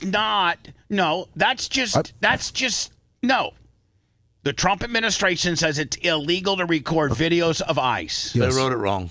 The headline trying to get you because it says videotaping. So you're saying that I'm reading it's clickbait and that this isn't what they said. Videotaping ICE law enforcement and posting photos and videos of them online being a form of doxing, encouraging other people to come out and throw things, ICE. rocks, bottles, and hurt our ICE agents while promoting what ICE agents are doing. Yeah. Well, that's right. She says they're being doxed, and that's what they're going to prosecute is by people doxing them. Poor Trumpy. We will prosecute those who illegally harass ICE agents to the fullest extent of the law. But they could say that harassing is just catcalling them while they're doing their job. You should be able to do that. You should be able to say, hey, ICE, get the hell out of my neighborhood, while I'm across the street videotaping, not in their way, not trying to say, hey, Agent 5462 who lives in Well, they're also Milwaukee, saying that, Wisconsin on 123 Main Street. Make sure you go and firebomb his house tonight. well, they're also saying that they're going live, and while they're going live, they're telling people to come out and to hurt them. Yeah. Well, So they're telling them where they're at, and they're saying to come throw things, rocks, bottles. It says they aren't idle threats. The Trump administration strong-armed Apple into removing the app from its mobile store that tracked ICE activity and threatened criminal investigations into its creators. So they had an app that tracked. I mean, that basically, the people would follow them, go live, show them that what they're doing, and then. Well, what's any encourage difference in a people. police scanner? Oh, I'm just saying that's what's any difference in a police scanner? Well, they'll try to. They would try to get people to go there to give warning to people. They would go to have people that would, impede them trying to, grab any So what if you would illegal say people. this? So Seth, what if you would say this? I'm taping ICE, and they're right outside me and your street, okay? And you and I are sitting there shoulder to shoulder taping them, but we're not doing anything. But we're saying, let's say you live in 123 Violin Street. Hey, me and Seth live from 123 Violin Street. Ask, hey, man, if you want to see what's going on down here, come on down here and look and watch. But we did not say to throw any bottles or to hurt them or to get in their way. But you should be able to say, if you want to see what's happening down here, it's happening down here near Seth's house on 123 Violin Street. Well, it's just like the news. I mean, that's what the news would do, right? I mean, right, hey, but I there's mean, I'm almost thinking that. I mean, I don't know. It's a little bit more vaguely described in the click, whereas it looks like fundamentally we're supposed to be able to in public videotape, public officials or law enforcement. The whole premise of body cams and civilians using their cell phones. I mean, listen, one of the most famous police brutality cases ever was caught because a guy was on his balcony in Los Angeles videotaping the cops beating the absolute crap out of a defenseless Rodney King. So it does kind of keep people in check with civilians having the ability to videotape what police or law enforcement are doing. Now, I think they need to be a little bit more specific by saying it's not illegal to tape them as long as you're not impeding their investigation and you're not trying to churn up or promote people to come down where you are and hurt or impede their investigation. If you're just there innocently videotaping and captivating what they are doing from a safe distance, there are no problems. You can do that all day. They don't say that in this article, do they? Yeah, well, it looks like they asked the question. ICE Field Director Russell Holt that said, "Do you see it's unconstitutional to arrest people for trying to do what they're doing by videoing and posting it, but not causing harassment?" He answered that it's unconstitutional and that they should not be arrested if that's all they're doing, if they're not harassing. Recording government agents is one of the few tools citizens have to hold state power accountable. Any attempt to redefine observation as violence is not only unconstitutional, it's authoritarian gaslighting. When a government fears cameras more than crimes, it's protecting the rule of law. I mean, it isn't protecting the rule of law, it's protecting itself. Hey, I'm all for ICE rolling into your city and finding scumbags that aren't supposed to be here, that are not documented and potentially are criminals or have done criminal-like things or are not properly signed up to even be here. No paperwork. They just, crossed a border 4 years ago and have, merged themselves into our community. And if ICE comes in and takes that man or woman and sends them back to where they came from, I don't have any problems with that. And if you come running up and throwing stuff at my guys, I'm firing up my flamethrower. All right, Lasker wants to bring a flamethrower to the gimmick now. Maybe that's what they need, Slash. Maybe they're only a flamethrower away from really, making it a little more back peaceful. everybody up 80 yards. Well, you mean bringing a flamethrower for ice or to use? For the people that are throwing stuff at ice. Oh, okay, you mean yeah. Ice has flamethrowers. You can apply for a job with ice, Gene. I mean, it pays like $100,000 a year. Yeah, no, it's great benefits. I think we finally found out, Seth, what Gene might want to do. Flamethrower protesters? Yeah, instead of going to the hospital and talking like about large-headed Africans taking him to this tribe and causing him, we could just sign Gene up to be an ICE agent. This is his true calling in life. I think so. Let Coben start running the powder coating business, get you some mailbox money there, and be an ICE agent, Gene. You might be the best one ever. Hey, let me tell you something, guys. You want to keep these guys stopped from taping? Get a flamethrower. It'll go 80 feet. Can you imagine him and Tom Homan together? Oh my God! Hey Tom, did you get that order of flamethrowers I ordered? did. I ordered 100 of them. They talk like each other, so. Listen, man, I fundamentally have a problem with this. Now, I don't have a problem with it being illegal for you to tape ICE doing their official investigation, arresting people, taking people down. I don't have a problem with any of that. As long as you're not in their way, they've not asked you to distance yourself or move. You listen to them. And then whatever you post, you just post what they're doing with no other editorial comments like, oh, let's try to find out who this ICE agent is and post his address so that you can come harass this guy. Listen, when you're in law enforcement, you should be somewhat protected because you have to deal with bad people. And these bad people shouldn't know where you live and shouldn't be able to tell people where you live. At that point, it makes it less safe to be in law enforcement. How do you know who these guys are? Aren't they all masked? How are they? I think they try to find out through. I don't know, Seth. I don't know how they can identify them other than asking the public to immediately come down to that situation and start throwing rocks and bottles at them, at just any of them. Man, I don't know that they have Agent 469 on the back of their. I don't think they have any identifying features on their uniform. I don't have a problem with publicly taping ICE activities as long as you're not posting it in trying to rile people up and come down there. Now, listen, you should be able to tape and put up and say, hey, listen, if you want to come down here and watch this madness, it's quite entertaining. It's quite the shiz show, but that's where it stops. You can't say, and bring a rock, and bring a bottle, and bring, a 2x4. No, you can't do any of that.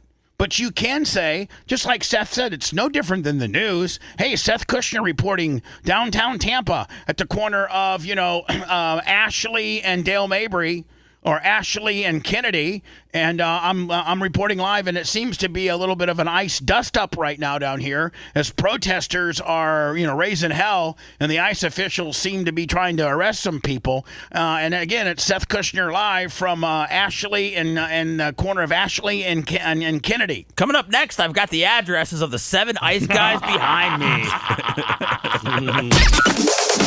If you liked that segment, then you'll definitely like the new redesigned BubbaArmyHQ.com. We'll be back to the Bubba the Love Sponge show after this.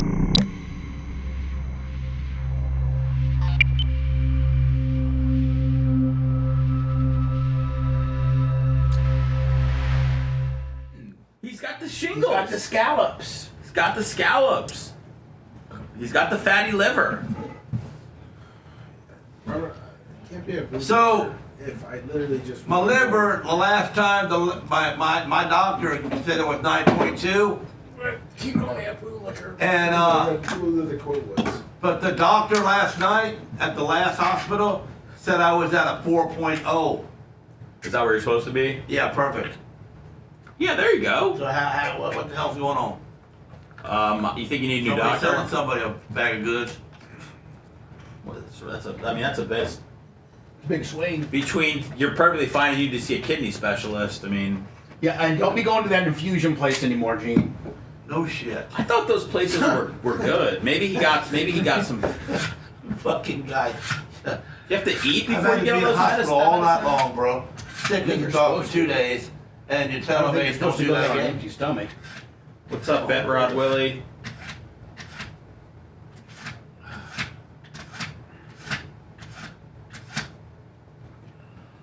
The customers all love it because no one's gotten filled this week. Did you have a TV in your room, Gene? Yeah, but I never use it. Okay. I got 2 TVs in my room. And So let me. Amazon Prime has a app. Yeah, it does. It's the Prime app. if my wife's there alone, she hooks her computer up to one TV and turns the cameras on the property on the other TV. Oh, nice. That's a good show, watching the property. Yeah. She let the dogs out, nothing's happening. Or she got to go call them because they're chasing little old ladies that are walking by.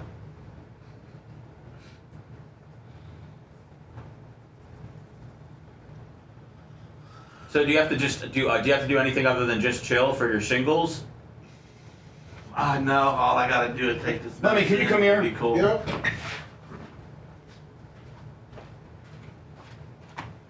Yes, sir. So What's up, radio? Thank you, Jay. here's Bull, I my appreciate Amazon it. Prime. Yes. And I went to the app and it says I had it. Yeah. And clicked on Bubba. Does that mean I'm good to go? You're good, yeah. It said include with Prime, so you just click on that when the game is on. See? It's not ready yet, but then it will pop up, main broadcast, watch. Can I add to watch list and record? Or What just, up, Dirt If Merchant? you want to record it. I don't. Yeah, then all you gotta do is when 8 o'clock, that's gonna be right So there. let me get out of here. Hold on. Here, chat. Yeah. Let me go back to it. Come Yeah. here. Come here. I don't know where my Amazon Prime is. Or just go hit this down button and then just type in Prime. It's just easier to find it. Okay. So I go like that. Yep. And then, so I'm set, right? Yeah. Throw that on eBay, Felix. They always put it Hold on, right let me there see. on the front. Yeah. So I'm good, right? Yeah. Yeah, What's you're up, good. by the way? Thank you. Yeah. By the way, you should keep that there in case someone does. I know. I'm ready. I got all You weapons get here. one shot off. Let me got a guy on Cash App. You can spider monkey it over, stab him in the throat. Hey, you got that money from Jade who bought the sign, right? Yeah, $30 was in. Yeah, No okay. Cash out. Uncle Eric, $50. Woo! Another Uncle Eric, 25. I love his messages. BGGHIJJ. What's up, Uncle Eric? Hey, that's not bad, Felix. Should be a little run last second. Sucks when there's no bids until the last second. I know, Permagrum. It sucks, man.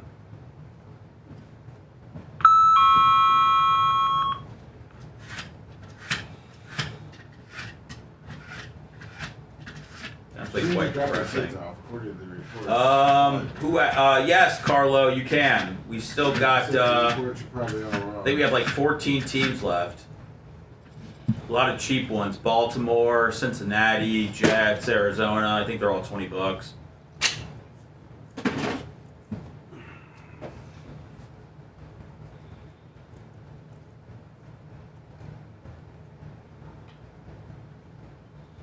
If you need me to do some shill bidding, Felix, let me know.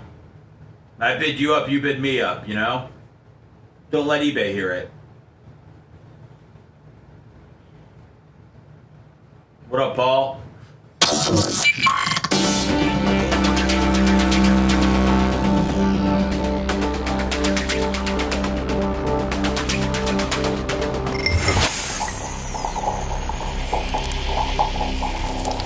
This January, invest in upgrades that enhance your home's look and performance with Morgan Exteriors. For more than 30 years, Morgan Exteriors has helped homeowners improve their homes with energy-efficient windows, well-built doors, and durable vinyl and fiber cement siding options. All backed by a lifetime guarantee. And right now, during our January savings event, get 40% off your project. It's a perfect time to improve efficiency, protection, and curb appeal. Schedule your free consultation today at MorganExteriorsINC.com. That's Morgan Exteriors. Trusted experience. Proven results.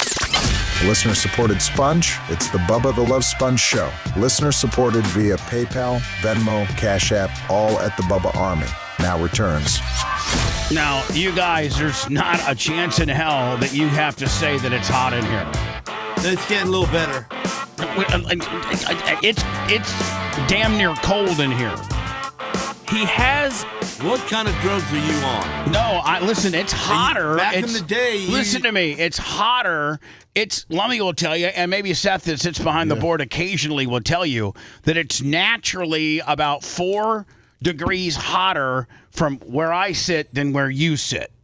And if I'm cold, then how in the hell can you be hot? He's got the shingles, Bubba. He's got the scallops. He's got the Bell's palsy. There's a reason why he's hot. Lummy, hierarchy a hun. All right. Go Pack Go. Oh no. Johnny Costico. Another $1.50 for Gene Lasker. Uncle Eric, 25. Lasker brings it in. So Lasker, I've got it jacked down to 75 right now. I'm feeling better. I got it jacked down to 75. We're usually running 77, 78. I know, it sucks, man. But Lasker's running hot. You don't like it hot either, do you? No. I mean, especially when it's nice outside. Well, listen, you're 2 out of 3 there. Leave it alone. Cool it down. But Sponge will tell you don't pay the bills around here. No, I want to make. You're right. I don't pay him, so I want to keep him comfortable, Seth, and I'd like to keep you comfortable as well. Well, thank you. I appreciate that. That's why I burned up 4 kilowatts of electric in one day, man. I mean, how much can that be? I mean, Seth, John Cotico, 150 paid an electric bill for Gene Lasker. Thank you.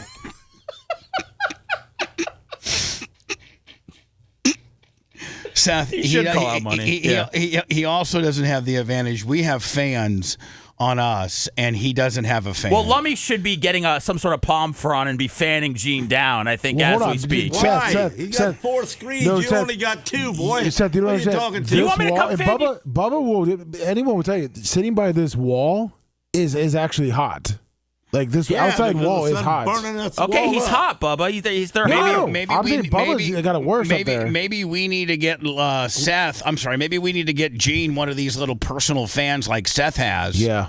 And blow on him. Well, I feel like Gene wants me to fan him off. He got mad when I suggested Lummy do it because he's over there. No, but don't jump on Lummy because we're the nibblers over here way down the hill and shit. Listen, what's your language? I'm not going after Lummy. I just we're think the nibblers. Lummy's the people pleaser. So when it comes to doing things like that, he's normally very eager. I got a fan of my truck, Gene. I'll grab it next break. If he's not up for it, Gene, we need one like Seth. You got to bring your stuff from home for him. No, it's in my truck because my AC's not working. No, Mark from Tarpon, $100. Mark from Tarpon. Thank you. My God. But wait, you have what type of fan do you got? I want Steph's fan. I got one of those DeWalt fans. He don't need it that's evidently. Going to be way too big. It works in my truck. Big fan. Yeah, I'll put it on low. You got a DeWalt fan? Yeah, I brought my DeWalt fan. How big is it? It's just a little. I don't do DeWalt. Foot. Gene, what do you do, Milwaukee? Yeah. Okay, well, is it like Gene, Ryobi or something? Gene, here's the deal. Yeah. If there's no other fan except a DeWalt fan, then you'll do a DeWalt fan. Are you that brand loyal that you'll be miserable? Yeah, I don't want to disrespect the Milwaukee. I'll put it on the ground. No one will see it. I don't want to disrespect the Milwaukee. So, God, you're stupid. The big thing here is that, Lummy, you're using a fan as your air conditioning right now. Yeah, I got it's. I mean, don't you think it might be time for a new truck? Yeah, I mean, you make good money. But their trucks are expensive. I got the. I need a new truck. I went and looked at what everybody made. You made good money this year. Yeah, everybody made a pretty good. Not new truck good money. Yeah, I mean, if with Ashley co-signing, he's great. Yeah, but she needs a car first. I mean, listen, my AC will get fixed. It's going to be cold soon. Gene, let me ask you a question. We're doing dads and kids only Monster Jam. Are you allowed to go out without your wife? Yeah. You sure? Yeah. I've never seen a picture of it before. Yeah, I don't post pictures. Well, you're doing dads and kids. I want to go. You want to go? Hell yeah. You got a kid? Yeah. Got a little daughter. Okay. She's 8. She like monster trucks? She likes all kinds of stuff, yeah. Okay. Yeah, she'd like Gene. She taught Babyface. I put her on the phone with Babyface yesterday because he called me when I was doing carpool, and I just said, hey, will you just talk to Sam so you don't have to burn me up? And, she talked to him for about 10 minutes. Yeah, dads only. Okay. Yeah, I don't post pictures of just myself, Gene. No, you post everything with your wife. I'm just saying, you're never allowed out by your own. Gene, why are you starting with everybody today? Gene, I he go offered out you on a my own. DeWalt I just fan. asked him a He real offered question. He offered you a DeWalt Are you allowed fan. to go out? You took Daddy kid only. You took a shiz on that, and then now you're taking a shiz on Right, and whether you he's just go ahead and send that drop to Milwaukee and watch us get us a little sponsorship, and you'll be happy I said it. No, we're not going to send a drop to Milwaukee to get you a personal Milwaukee fan. Just stop. This is my business. We're running it my way. We're not going to try to get a Milwaukee. Your way has almost got us thrown out at one moment. Your way's got us sweating over here like a mother, Bubba. No, you being listen. Me peeing? I'm talking to a guy that literally almost got thrown in the funny farm 2 days ago. No, last night. Yeah, last night. Yeah. 9:30. So he's not thinking of clear mind at all. I probably ain't. I probably got poisoned by them idiots. Yeah, I mean, Gene, you just don't roll into a place that's in a strip mall on Dale Mabry that says that they can hydrate you and that's going to take away your kidney issues. You just have to have more common sense than that. Usually you're far better than that. Did they tell you to eat before they gave you all those vitamins? Yep. Did you? Yes, I did. Okay, all right. I did exactly what they said. Let me ask you a question. What happened to the back of your truck? Oh, yeah. Oh, that's nice, ain't it? Oh, my God. What happened? I mean, I've never known. One thing about you is you usually have, you're always either in an F-350 or an F-450 dually that's never more than 2 or 3 years old. I think you always are in a new truck. I got ran into. And it's always impeccable. Might be a little dirt. They can't fix it until next Monday. Did you stop short? No. But his whole left rear is caved in. What happened? This dude just didn't see me and was changing lanes and clipped me. Now, we all have been part of accidents, and you get out and you exchange information and you might be a little mad, and there might be a little bit of maybe arguing as to whose fault it might or be. No, there wasn't no arguing. He was all upset, and I'm sorry, and would I just let him pay the bill? Hold on. But can you imagine when you are at fault and Gene Lasker has to be the one to calm you down? So he was the first responder, and he just got him a job. He's 25 years old. And hold on, let's just back it up. You're driving down where? 41? Yep. 41, and the guy just miscalculates and he tries to get over and clips your left rear quarter? Yeah, barely hits me as far as I felt. But you look at how junk them trucks are, man, because it bent that bumper in. So do you pull over? Oh, yeah. All right, you pull over, he pulls over. Yeah. Into a parking lot or something? Yeah, man, he goes, man. All right, so what happens? He gets out of the car. I look down. Are you by yourself? Yeah. Okay. I looked down. I said, man, that's a good hit right there. Luckily, you didn't get that taillight because that taillight's 1,700. Ooh. I broke one of them before. Right. And so what's it? He goes, listen, man, I need a favor. I said, okay, what do you need? Well, he tells me who he is and what he's doing, and that he just needs to pay the bill for me. And if I would call the body shop, and he would call them too and give him his name, and he would take care of the bills. Oh, so he did a don't report this deal? Yeah. Yeah. So I hooked him up. So, you didn't have a strained need. I mean, he probably had great insurance. Yeah, he had great insurance too. But he couldn't use it because then it'd be on the computer. And for the job that you did a guy the solid. Yeah. So you're like, listen, buddy, let me tell you something. I was 25 before and stupid.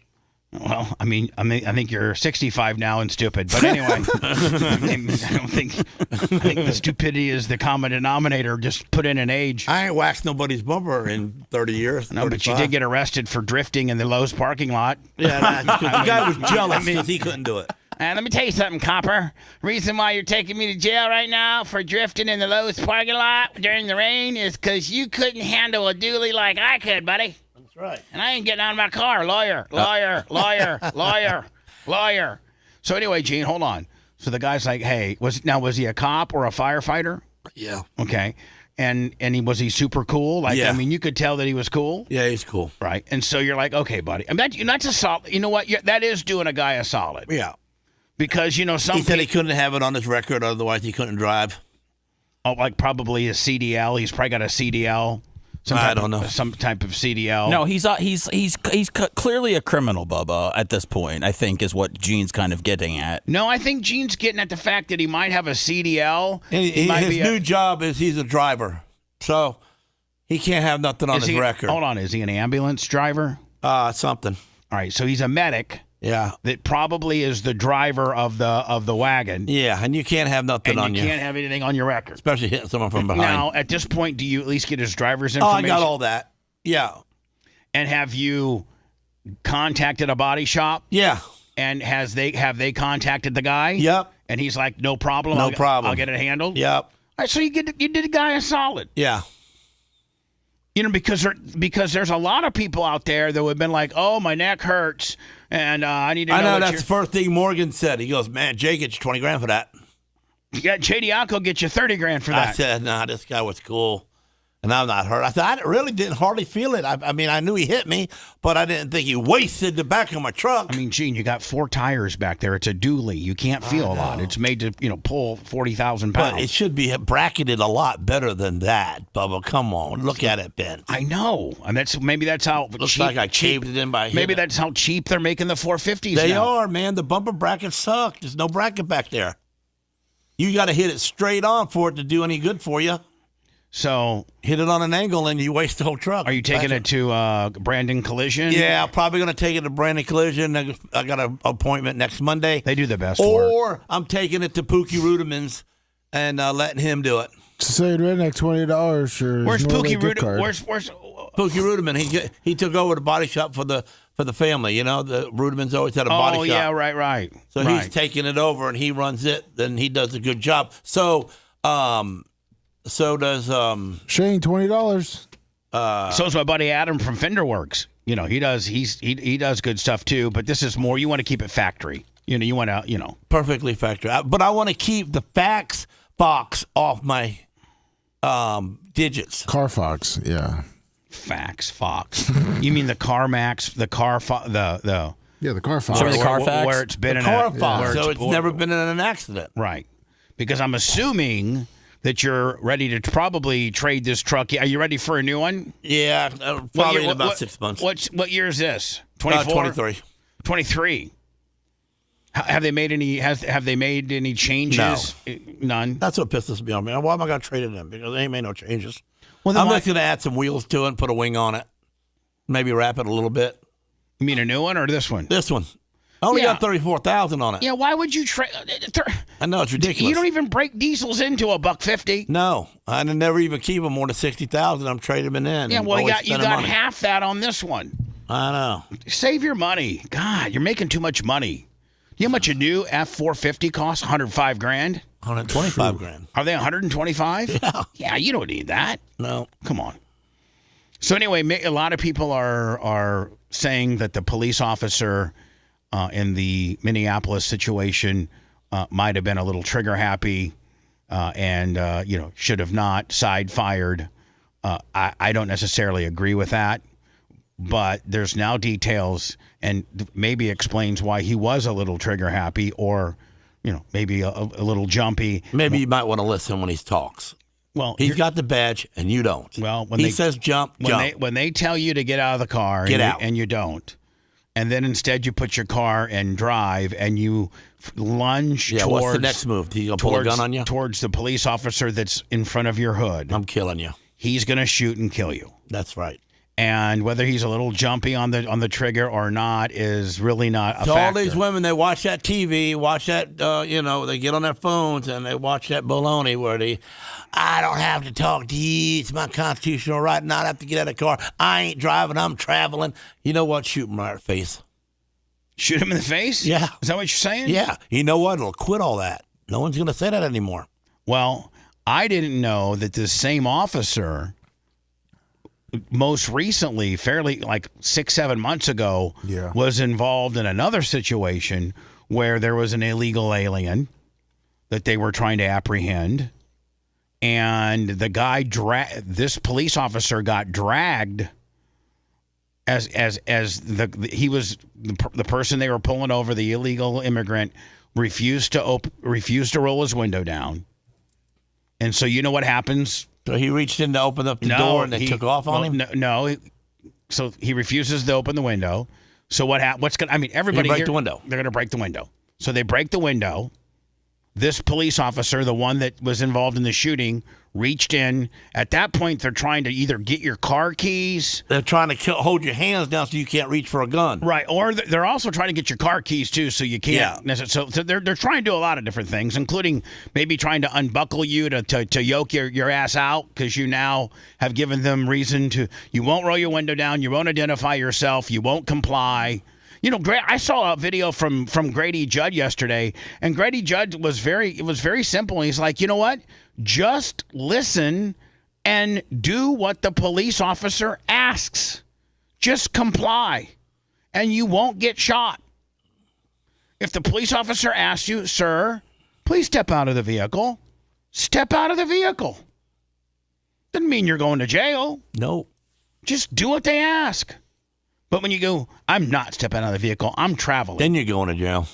I'm not stepping out of the vehicle. I might even roll my window down.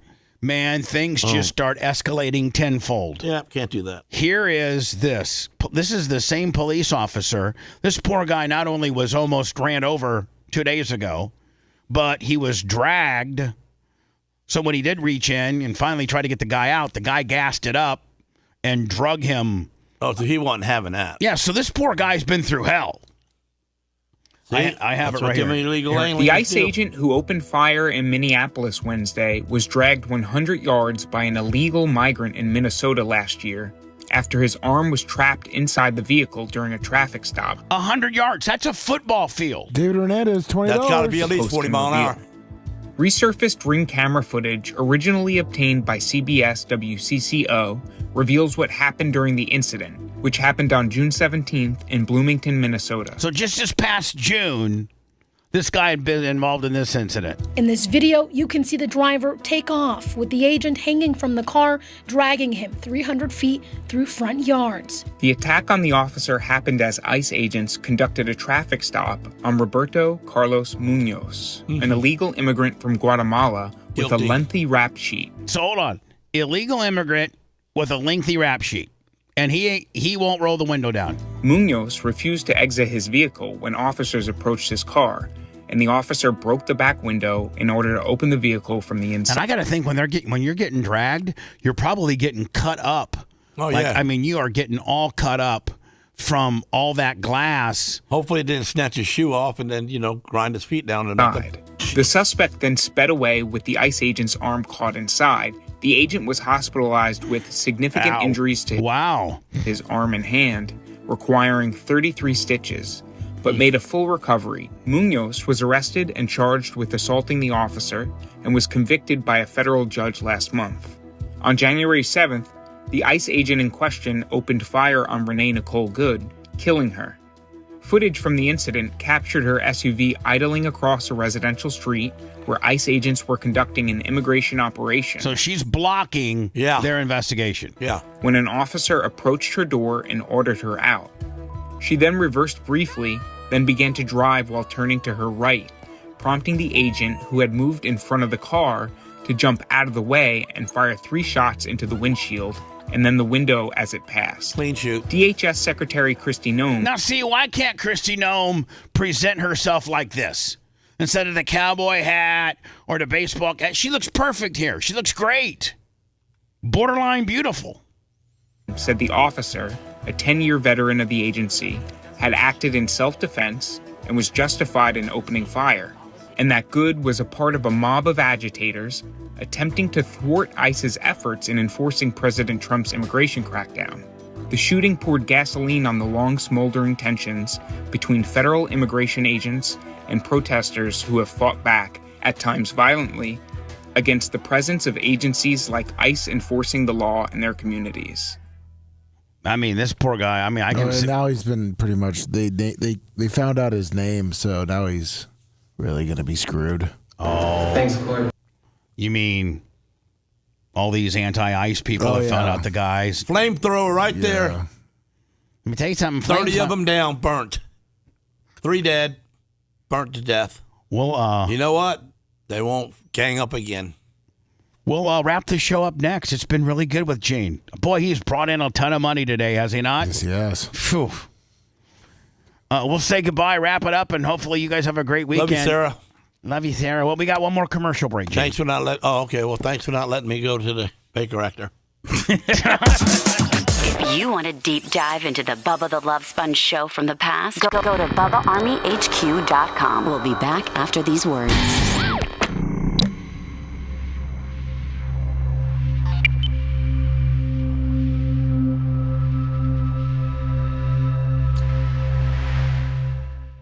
Oh, okay. All right. If you want to run up there and get grab it. I left it up there. Sorry. No, you're good. Gene, will you sign that Bubba Army sign before you leave? Yeah, where's that? Kitchen. It's in the kitchen. Is there a pen there? Yeah. You can sign it right on the top of baby paper thing? No, sign it in a nice clean spot. I will.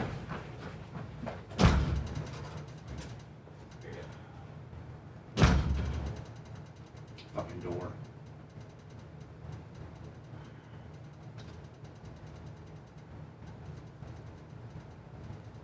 Been a great day today, man. Appreciate y'all. Thank you. Don't you think Lasker should be on all every day? What do you think about that? Or maybe more days. Like maybe. I think I need to adjust the schedule.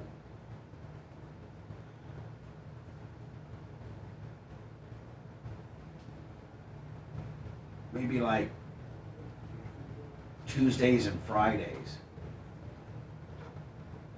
I would love Lasker 5 days, but he is a fucking, I gotta tell you guys, he's a fucking handful. Managing him. He is absolutely a fucking handful. Yeah, you're right, Buzzer Bob. I'm sorry, I mean, you're right, Big Buck. No, David Hernandez. Lasker through a week is the most Bubba can handle. Thank you, Sarah, for not sending me to the Baker actor. Get Bobby to fix it.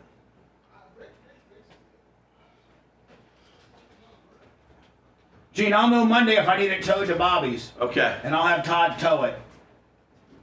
Well, he got his own record. Oh, he does? Yeah. Okay, where's Bobby's place at? I push now. Is he gonna charge me or is he gonna do it for some plugs? No, he's gonna do it for some plugs. Okay.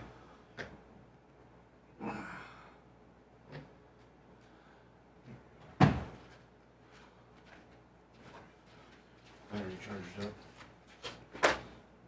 Is yours? Want it? Do I want it? Yeah. Hell yeah. Yeah, I want everything. I want everything I can get. Put it right on there right now. So my dog ate my Sunbelt, my good hat, my gray one. She ate that son of a bitch, man. It was ate up. I'm gonna have 4 dogs come Sunday night. You got a new one? My new one's coming Saturday and Sunday. They fly in. 9 o'clock in the morning, we get the boy. And then Sunday at 10, we get the girl. Don't you think that maybe we should run a timeout and 4 dogs is enough? Yeah, 4 dogs is enough. That's what I wanted, 4 dogs. Yeah. We was getting 4 dogs anyway. We had 3. And then on spring, we were waiting on my trainer, the guy that breeds them. We were waiting on him, because he's my friend, for the spring. And we were going to wait on him. And then I met somebody else who's got better dogs. And, and even my guy said, man, I can't deal with her. She got shit, man. I said, okay. As a matter of fact, my breeder, my friend, he bought one of her dogs too, so he can breed one of hers. Because they're so good. It's a dog breeding bonanza, ladies and gentlemen. Well, there's a lot of people buying Cane Corsos now. It's a big deal around the country. They're guard dogs, bro. They are guard dogs.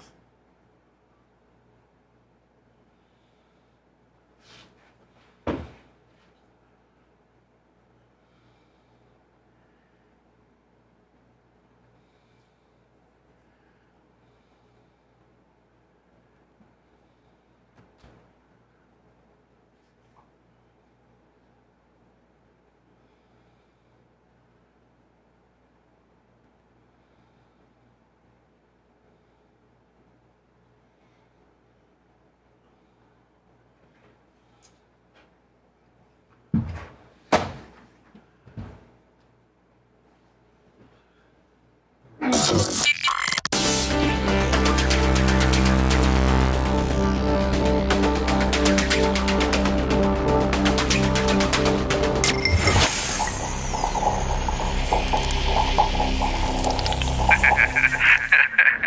The Bubba the Love Sponge Show, listener supported via PayPal, Venmo, and Cash App, all at the Bubba Army, now returns.